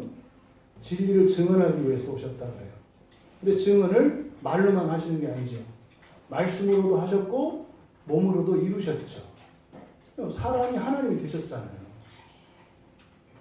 또 이 진리와 관련해서 이 진리는 요한복음 17장 17절에 보면 하나님의 말씀이죠. 하나님의 말씀. 그리고 이 하나님의 말씀을 예수님이 들으셨잖아요. 그래서 내가 아버지께 들었다 이렇게 얘기를 하거든요. 그러니까 곧 예수님의 말씀은 아버지께 들은 진리의 말씀이고, 그러니까 예수님이 할 말씀이 진리의 말씀이에요. 그러니까 하나님 말씀, 예수님 말씀, 성경 말씀 다 진리예요. 근데 그 진리의 내용, 이건 뭐예요? 사람이 하나님 된다는 거예요. 이거를 구원의 복음이라고 하는 거예요. 여러분 구원받아서, 그러니까 구원의 좋은 소식이라고 하는 게 뭐다? 여러분이 하나님 된다는 얘기다 이 말이에요. 하나님 된다는 얘기다. 그래서요, 여러분들이 진리를 거부하면 구원이 불가하겠죠. 데살로니가후서 2장 10절에서 얘기한다고요. 진리를 거부한다. 무슨 말이에요? 아니 무슨 사람이 하나님 돼. 사람은 사람이지. 그럼 안 된다고요. 안 된다고요. 아니 여러분이 안 되겠다는데 뭐 어떻게 해요? 안 되겠다는데. 근데 어떻게 한다? 하나님은 신실하셔서 헤세드는 언약적 신실함이라고 그랬죠. 반드시 이루신다고 그랬죠. 그게 뭐다? 사후에 일어나는 지옥의 연단이다. 불의 연단. 반드시 이루신다니까요. 그러니까 여기서 말하는 구원은 꼭 그렇게 되는 것만을 말하지 않아요. 연단을 거치지 않고 하나님의 축복을 받으며 그 진리에 이르는 것을 구원이라고 하지, 그냥 하나님 되는 것만을 구원이라고 하지 않는다. 그것도 구원은 구원이에요. 근데 구원에 차등이 있다고요. 더 좋은 구원이 있어요. 이게 이제 다음 주 이제 히브리서에서 나오는 다루는 주제죠. 그건 더 좋은 구원이 있다. 더 좋은 구원이. 또 이 진리는 예수님의 속성이고 새 사람의 속성이에요. 이 진리는. 그러니까 요한복음 1장 14절에 보면 예수님에 대한 이야기인데, 은혜와 진리가 충만하더라. 은혜와 진리가 충만하더라. 이해가 되시죠? 그리고 에베소서 4장 24절에서 새 사람의 특성을 얘기하잖아요. 의와 진리의 거룩함으로 지음을 받은 사람이 새 사람이잖아요. 의와 진리의 거룩함. 그러니까요. 아, 사람으로서 완전하고 거기다가 하나님의 충만으로 된 사람을 새 사람이라고 하는구나. 그래서 에베소서 6장 14절에서는 진리로 허리띠를 매라 이렇게 얘기를 한다고요. 그러니까 구약과 신약에 있는 많은 그 구절들이 있는데 너무 읽으면 여러분들이 지루해하실 것 같고, 말씀드리는 이것을 인용한 것은 뭐예요? 제가 드린 말씀이 그냥 제 말이 아니라 성경의 말씀이다. 구약의 교훈, 헤세드와 하나님의 언약과 관련된 게 진리다. 하나님의 의와 관련된 게 진리다. 신약에서 하나님 말씀이고 예수님 말씀이고 이것이 구원의 복음이고, 결국 이게 뭐예요? 사람이 하나님 되는 거. 지난 한 주간 여러분들 사람 되기 위해서 사셨나요? 하나님 되기 위해서 사셨나요? 하나님. 일부분은 사람 되기 위해서 살았고 일부분은 하나님 되기 위해서 살았어요. 근데 말이 일부분이지 99.9%는 사람이고 0.0%가 하나님. 이게 지금 바뀐 거죠. 여기서 어떻게 해요? 하나님 되는 쪽으로 바꾸는 거. 이게 회개라고요. 이렇게 이전하는 과정. 이게 회개예요. 이게 회개. 그래서 돌이키고 살아가는 거. 이걸 성화라고 한다 이 말이에요. 그래서 이 진리, 사람이 하나님 되는 이 진리, 그 진리의 지식, 그것이 바로 구원의 서정이다. 여러분, 요한복음 1장 12절에서 뭐라 그러세요? 하나님이 영접하는 자, 그 이름을 믿는 자들에게 어떻게 하셨어요? 하나님 자녀가 되는 건데. 하나님 자녀가 됐어요. 하나님 자녀가 되는 권세를 주셨어요. 자녀가 되는 권세를 주셨잖아요. 권세를. 그러니까 뭐라 했어요? 구원을 받기를 원하시고, 그죠? 받기를 원하시고, 진리의 지식을 알아가는데 알기 위해서 나오기를 원하신다. 그러니까 뭐예요? 권세를 주셨어요. 그 다음 뭐예요? 그 권세를 사용하기를 원하신다. 그 권세를 사용해서 할 일이 뭐예요? 진리의 지식을 알아가는 거죠. 진리의 지식을. 근데 여기에는 바로 이 구원의 서정에는 하나님이 일방적으로 하나님만 할 수 있는 게 있어요. 구원의 서정 안에는. 근데 또 어떤 거는 하나님과 우리가 함께 하는 게 있어요. 그러니까 어머니가 뱃속에서 잉태하고 있는데 이 아기가 도와주는 거 없어요. 그냥 있는 거예요. 그냥 이렇게. 근데 자라고 나서 이제 우리 승연이 정도 되면 어떻게 이제 엄마 말도 들어야 된다고. 누나 말도 잘 듣고. 누나 말 안 듣고 엄마 말 안 듣고 어떻게 돼요? 가다가 넘어져서 이제 머리 깨지고 코피 나고 그러는 거예요. 누나 말만 잘 들어도 안 다치지. 우리 승현이는 엄마가 둘이잖아. 엄마, 누나 엄마. 그러니까 얼마나 좋아. 근데 문제는 말을 안 해. 근데 그 보호를 못 받아. 근데 어떻게 돼요? 말을 들어야 한다고, 말을. 그러니까 우리도 마찬가지예요. 우리도. 그래서 함께 할 수 있는 게 있고 하나님이 주권적으로 할 수 있는 게 있어요. 그러면 구원의 서정 가운데에서 우리가 개입할 수 없는 하나님만 하실 수 있는 것. 중생과 양자와 영화예요. 중생, 양자, 영화. 이거는 우리가 일체 개입할 수 없어요. 이건 하나님만 하시는 거예요. 그러니까 중생, 거듭나는 거죠. 하나님이 우리에게 새 생명을 주시는 거, 영원한 생명을 주시는 거. 그래서 하나님 자녀가 되는 씨를 주시는 거. 이 중생, 이거는 하나님이 하시는 거예요. 그 다음에 양자도 마찬가지예요. 여러분, 천사도 신적 신이에요. 천사들도. 근데요, 하나님의 상속자로 삼지 않으신다니까요. 그냥 종으로 부르신다니까요. 천사들. 그러니까 그거는 하나님의 주권이에요. 그래서 우리를 자녀 삼으시는 거. 이게 하나님의 절대 주권이에요. 또 영화라고 하는 것. 영화라는 것은 우리를 하나님으로 만드는 거. 지난주에도 말씀드렸잖아요. 아, 내가 첫째 부활에 참여할까 못할까? 내가 과연 그 자격이 있을까? 그 자격은 점수를 가지고 하는 게 아니다.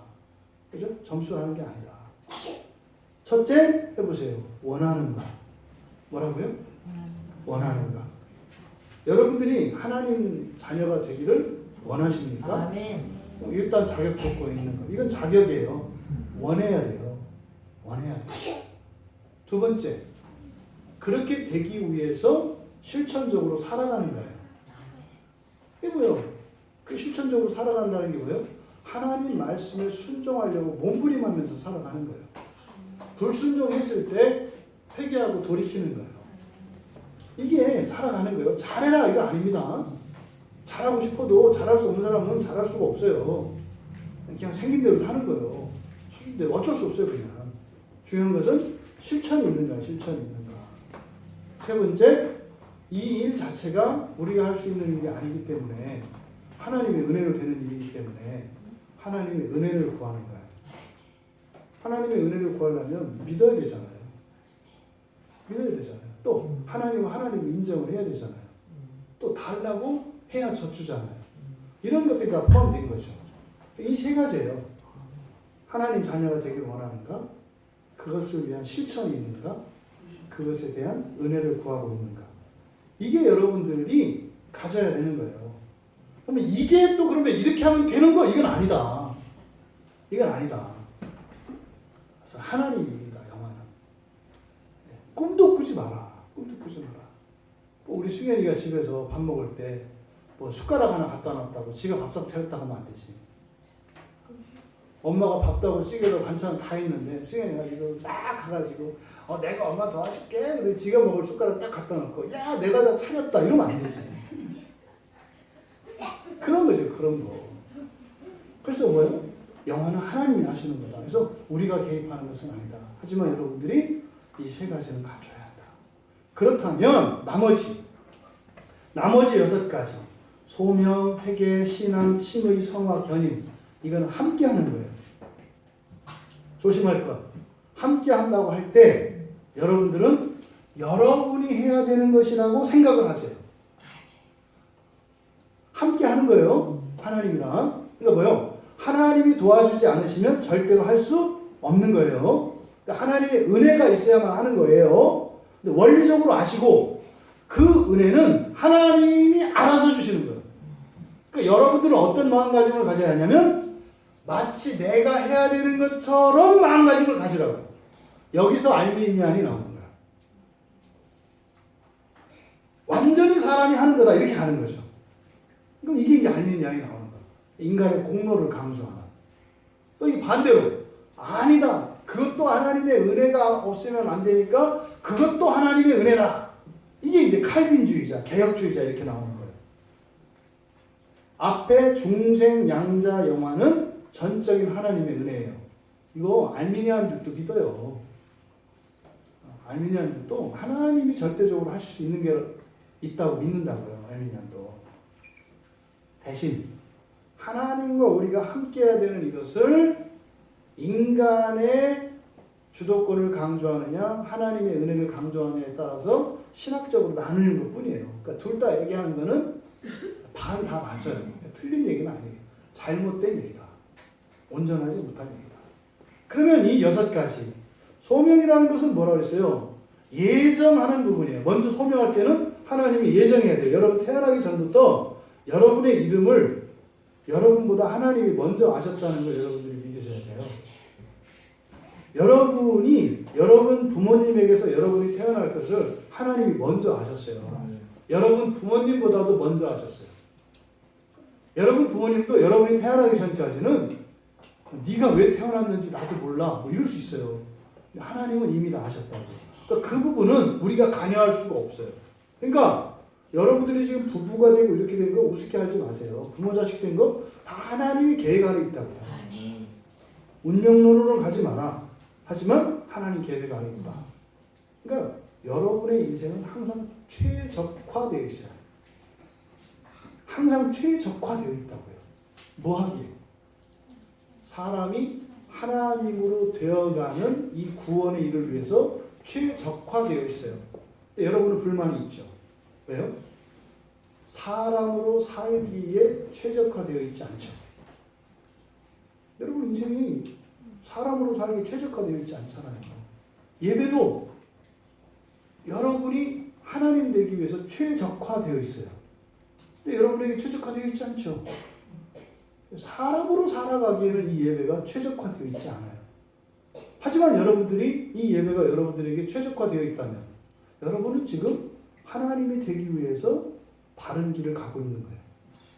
그렇게 되라는 게 아니라 여러분 스스로 판단할 수 있다 이 말이죠. 그래서 이 부르심은 우리가 관여할 수 없는 하나님의 절대 주권도 있고 또 거기에 우리가 주도적으로 해야 되는 게 있어요. 오늘 여러분 예배 나오셨잖아요. 이거 하나님의 은혜죠. 네. 하지만 그것보다는 여러분들의 공로가 있어요. 참고 나왔잖아요. 아침에 문자 딱 받았는데 생각 들었지 않아요?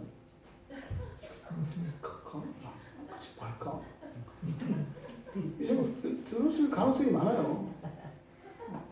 그때 여러분들은 결정하고 왔잖아요. 여러분 공로요. 그럼 하나님은 반드시 상으로 갚아주세요.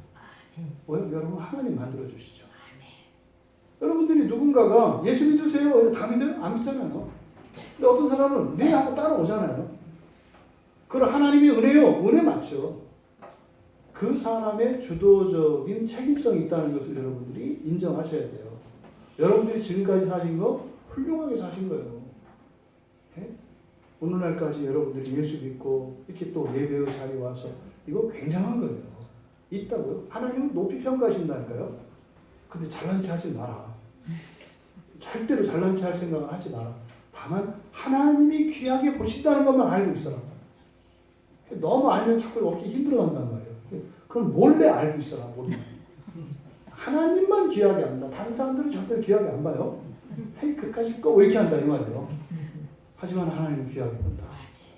그래서 이 소명 안에는 두 가지 하나님의 한 일과 나의 일이 있어요.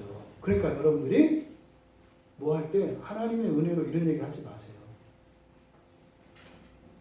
여러분이 해야 된다고 생각을 하세요. 그러니까요. 이를 악물고요. 죽을 만큼 하셔야 된다니까.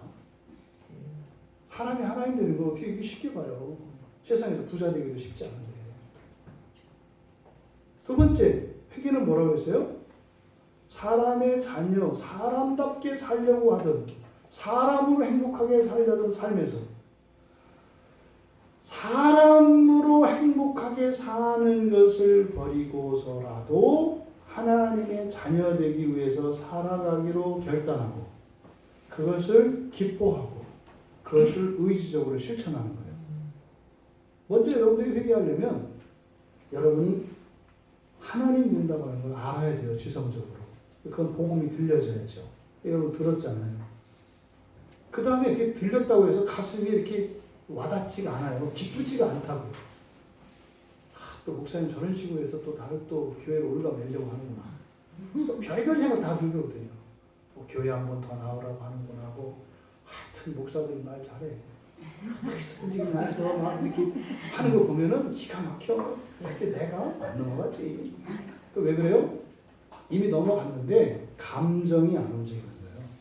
싫은 거예요. 왜요? 사람으로 누리던 즐거움을 버리는 거에 대해서 화가 나거든요. 싫어요. 하나님 되니까 당연히 그런 거잖아요. 아주 초보적인 재미를 누리던 사람에게 고급적인 재미를 줄 때 사실은 본인이 이거 안 하거든요. 저도. 다시는 안 하거든요. 근데 그 순간 이걸 모르는 상태에서는 이걸 뺏기는 것처럼 여겨진다고요. 그러니까 사실 많은 사람들이 왜 신앙에 진전이 없냐면 더 좋은 게 있는데 더 좋은 걸 아직 모르니까 이걸 뺏긴다고 생각을 해요. 이거를 더 좋은 게 있어요. 여러분 성질대로 살라고 하지 마요. 성질 버리고 살면 더 성질대로 살 수 있어요. 네? 성질대로 살다가 여러분 성질에 치받치잖아요. 여러분 성질대로 살다가 여러분 성질 때문에 여러분 성질이 죽어요. 성질을 버릴 때 여러분 성질대로 살 수 있어요. 그런 거죠. 그런 거. 이 회개는 그래서요. 하나님 되는 게 기뻐야 돼요. 좋아야 돼요. 그래서 막 하게 되는 거예요. 이걸 억지로 하려면 죽음이죠. 너무너무 힘든 거죠. 뭐 생각만 해도 막 눈물이 나고 슬퍼지는 거죠. 나의 인생이 처량하고 불쌍한 거죠. 진짜 그래 지금 어떡하고 막 웃기는 얘기지. 자기가 막 좋아지는데 무슨 원맨쇼도 아니고 참 하여튼 오묘한 존재예요. 하나님 위대하세요. 그래서 이렇게 하나님으로 되어가는 삶을 선택하는 거 이것은 여러분이 주도적으로 해야 되는 일입니다. 세 번째로 신앙은 뭐예요? 믿고 의지하고 의탁하고 의탁받고 하는 거라 그랬잖아요. 그러니까 여러분 하나님이 여러분을 믿는 만큼 사실은 사셔야 되거든요. 여러분 맡겨진 일들을 사실은 여러분이 할 수 있는 만큼 하셔야 된다고요. 근데 죄가요? 못하게 뺀다고 이렇게. 너 그만해도 돼. 제발아. 지금 그만큼도 안 하잖아. 너 너무 하는 거 아니냐? 이렇게 자꾸 빼잖아요. 다른 사람의 기준이 아니에요. 나예요, 나. 내가 할 수 있는 최선을 해야 되는데 그렇게 못하게 하는 일이 우리 안에서 일어나요. 그래서 이 믿음이라는 것도 가장 중요한 개념이 뭐라고 했어요? 믿음은 뭐라고 했어요? 나를 믿는 하나님의 믿음 안에. 그죠? 나를 믿는 하나님의 믿음 안에. 하나님을 믿는 없는 것 같은 내 믿음을 합해서 믿음이라고 한다. 나를 완전히 믿는 하나님의 믿음 안에 하나님을 믿지 않는 것 같은 나의 믿음을 합해서 믿음이라고 해요. 그래서 믿음의 합은 얼마요? 100이에요. 항상. 믿음은 항상 100이에요. 오늘이나 내일이나 종말에나 여러분의 믿음은 항상 100이에요. 왜요? 하나님의 믿음 안에 나의 믿음이 있기 때문에. 근데 안에 들어가 보면 하나님을 믿는 나의 믿음의 분량이 점점점 커가요. 그러니까 믿음이 100되게 하는 것은 하나님의 일이에요. 근데 0.1 뭐예요? 저주에 가까운 구원 받았지만 과연 구원받은 사람일까 싶은 그 상태에서 점점 자라나는 일은 내가 해야 되는 일이에요. 그래서 이 믿음은 하나님이 나를 믿어주시는 것과 내가 하나님을 믿는 일이 동시에 일어나는 일이다. 그 다음 칭의라고 하는 것은 의롭게 된다라고 그랬어요. 의롭게 되는 것은 뭐로서? 사람으로서. 사람으로서. 그래서 예수를 제대로 믿으면 어떻게 돼요? 사람다워지는 거예요. 그래서 예수를 믿으면 더 괜찮은 사람으로 되어 가요. 그 사람의 인격과 그 사람의 능력과 그 사람의 신분과 재산과 이런 관계와 이런 것들 안에 의롭게 되는 일이 일어나요. 이거는 뭐래? 이걸 복이라고 하잖아요. 복.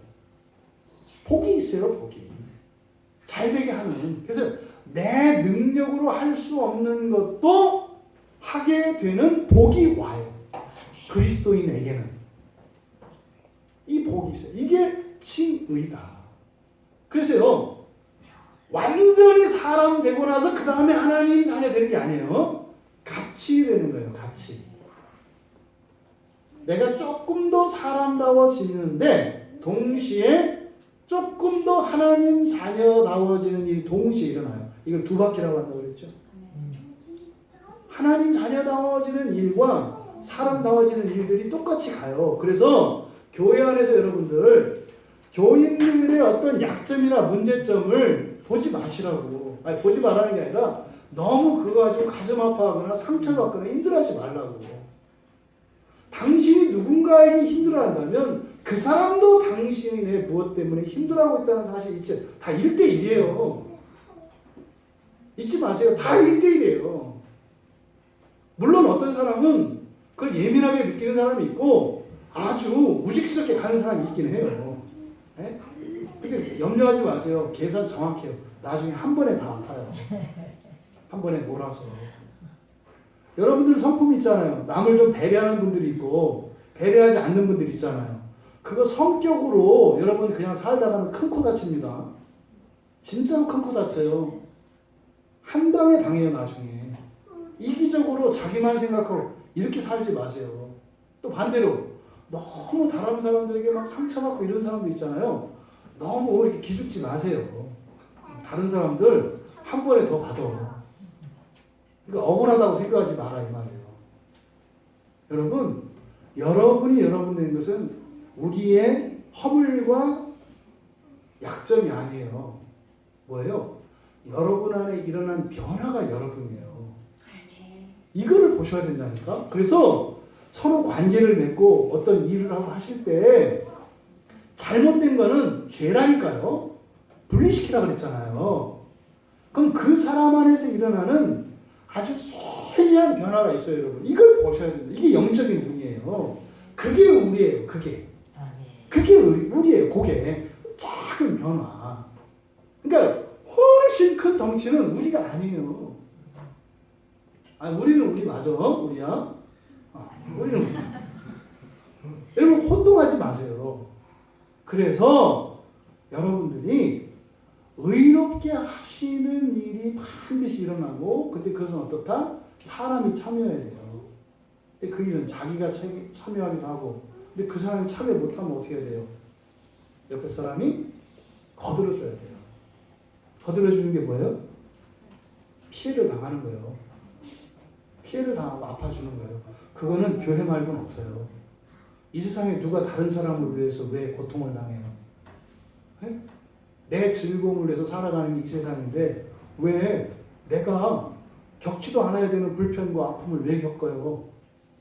그게 교회라니까요. 여러분의 그런 것 때문에 누군가가 아파왔다는 사실 잊으시면 안 돼요. 안 그런 사람 하나도 없어요. 여러분 때문에 누군가는 지금 신음하고 있어요. 그걸 잊지 마세요. 그래서 온전한 사람 되어가는 이 일도 하나님의 은혜 안에서 되시면 우리가 하는 일이다. 그래서 여러분 착한 사람 되세요. 이렇게 좀 다른 사람의 마음을 공감하는 이런. 그래서 그냥 우직스럽게 나의 길을 가는 거 이런 거 하지 마세요. 자꾸 바뀌세요. 이렇게 유연한 사람으로 바뀌어가세요. 기질 다 있어요, 사람마다. 근데 나중에는요, 다 똑같아지는 거라니까요. 예수 안에서는. 어제 어떤 분이 그랬어요. 아들 세 키운 그 사모들의 얘기를 하면서 결혼할 때의 모습과 지금의 모습은 완전히 다른 사람들이었다. 이렇게 얘기를 하더라고요. 딸을 키우면 잘 안 그런데 아들만 키우면 전혀 다른 사람으로 변한다고 얘기를 하더라고요. 그 아들만 키워도 사람이 이렇게 변하는데 어떻게 하나님이 왜 이렇게 하시는데 이렇게 안 변하냐. 정반대되는 경우지만. 그 다음 성화는 뭐라고요? 칭의와 함께 일어나는 하나님 자녀 되는 거라서 이건 같이 일어나는 일이에요, 여러분. 사람 온전한 사람이 되어가는 일과 온전한 하나님이 되어가는 일이 동시에 일어나는 사건이에요. 이걸 성화라고 한다. 여기에도 여러분이 참여해야 한다. 여러분이 참여해야 한다. 여러분이 그 첫째로 하는 일, 여러분 안에 있는 죄를 구별하는 거예요. 여러분들이 원하는 게 진짜 내가 원하는 건지 죄가 원하는 건지 구별하셔야 돼요. 자꾸 죄의 말을 들으면 하나님 손을 못 대요.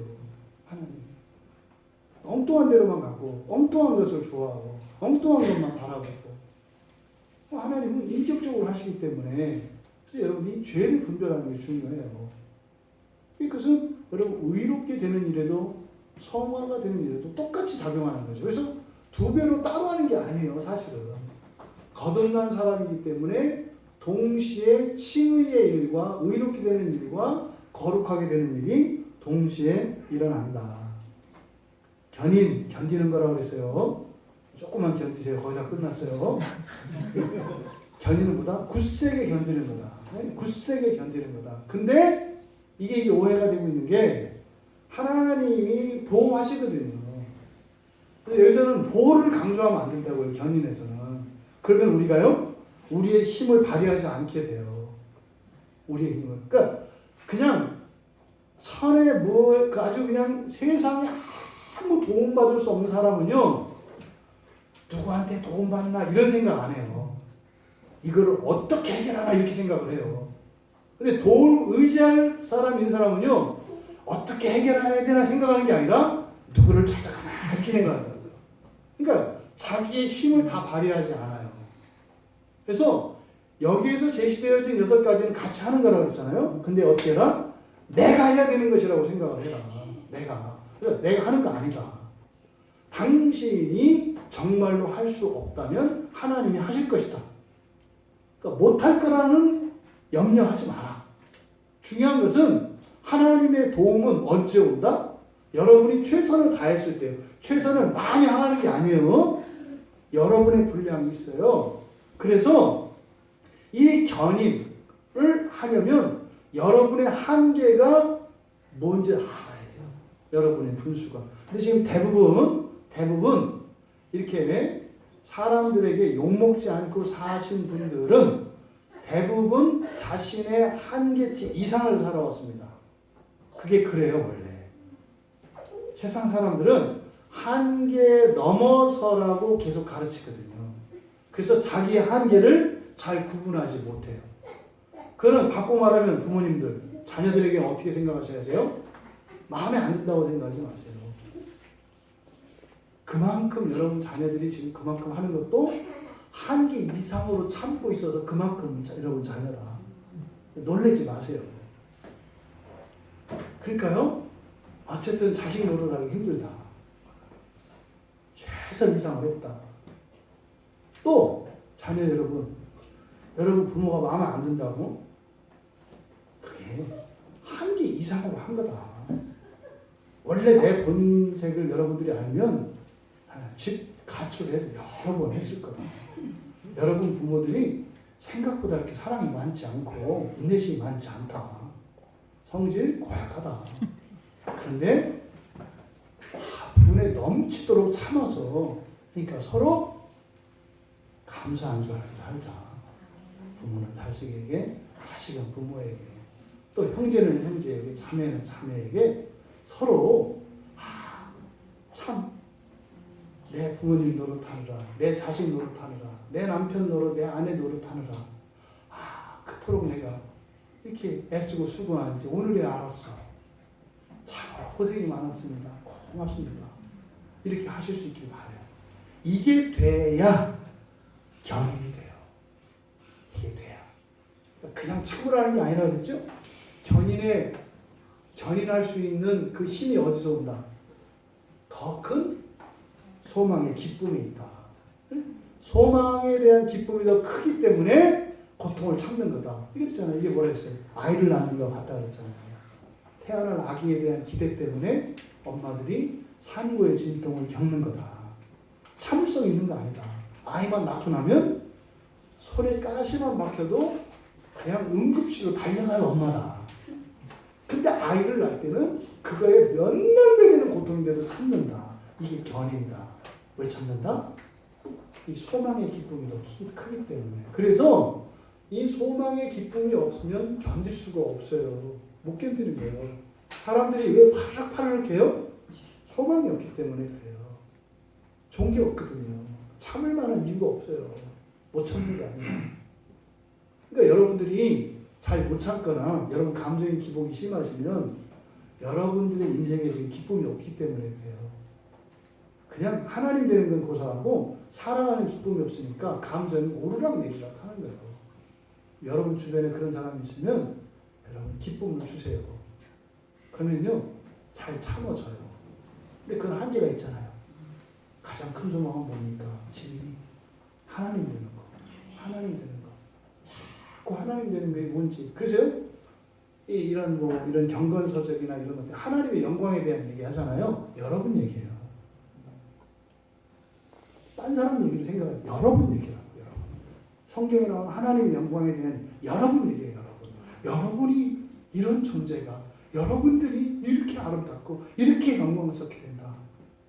그러니까 자꾸 내가 아닌 하나님. 그러니까 자꾸 비참해지잖아요. 교회 다니면 다닐수록 하나님은 자꾸 더 위대해지고 나는 자꾸 손해보는 것 같다. 왜? 하나님의 영광이 나와 상관이 없다고 생각을 하니까. 여러분 우리가 에베소서 4장 13절에서 여러분 우리가 다 하나님의 아들을 믿는 것과 아는 일에 하나가 되어 온전한 사람을 이루어 그리스도의 장성한 분량의 충만한 데까지 이르르니. 우리말 성경에 이렇게 되어 있어요. 이걸 직역하면 그런 거예요. 그 앞에 에베소 4장 11절과 12절은 교회에 대한 얘기예요.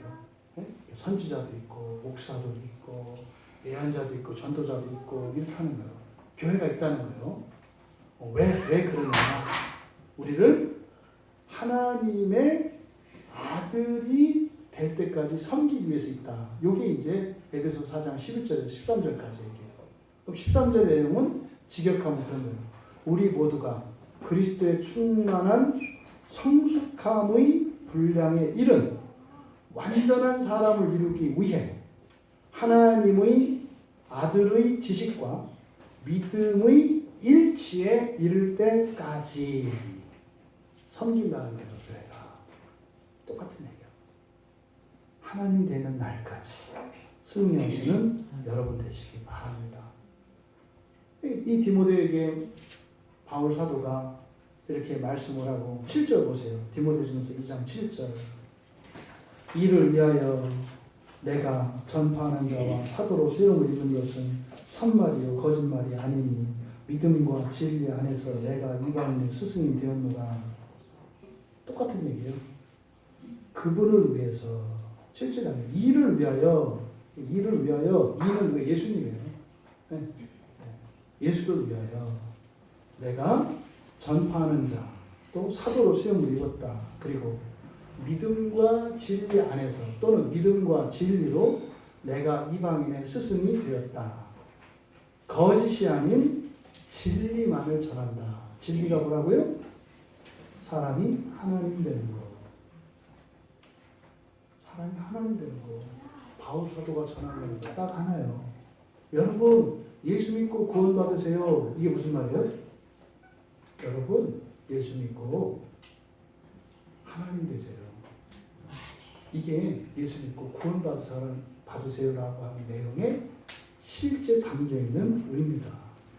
그래서요 믿음과 진리를 가르친다고 바울 사도가 얘기하는 거죠. 저 또한 진리를 여러분들에게 전합니다. 그 진리가 여러분들에게 복음이 되기를 바랍니다. 그리고 그 일을 위하여 하나님 일하고 계시고 여러분도 참여하시기 바랍니다. 하나님께서 언약 안에서 그 일을 반드시 이루셨습니다. 근데 여러분들이 적극적으로 참여하는 것과 수동적으로 미기적 참여하는 것 사이에는 뭐가 있다? 하나님의 복과 하나님의 저주가 있다는 사실이에요. 저는 단언컨대 여러분에게 선언합니다. 여러분들이 하나님 말씀에 순종하며 살고자 한다면 여러분 인생에는 하나님의 복이 끊임없이 공급될 것입니다. 근데 여러분이 하나님께 불순종하기로 작정을 하고 불순종하고 작정한다는 건 뭐예요? 여러분 마음대로 살기로 작정하는 거예요. 여러분 인생 안에 저주가 있기를 바랍니다. 사는 동안. 그래서 죽어서 여러분들에게 남겨진 고난이 하나도 없기를 바랍니다. 저는 여러분들이 여러분 뜻대로 살고자 고집할 때 여러분 인생에 환난이 닥치기를 바랍니다. 미안합니다. 왜냐하면 전 여러분이 멸망하는 것을 볼 수 없기 때문이에요.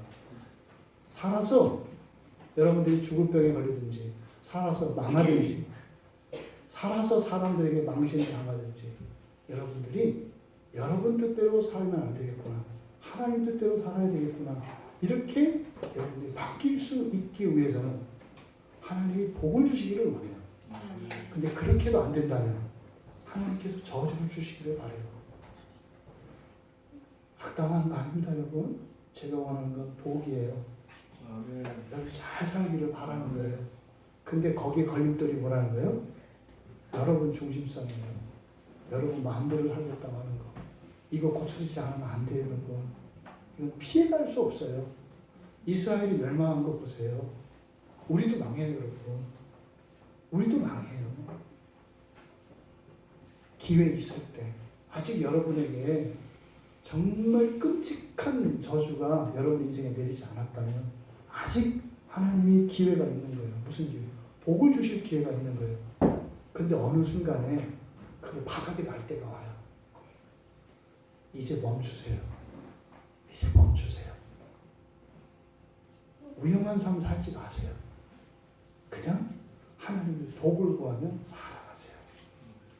그래서 정말 온전한 믿음으로 그 영광스러운 부활에 참여할 수 있는 우리 모두가 되기를 바랍니다. 찬양 준비.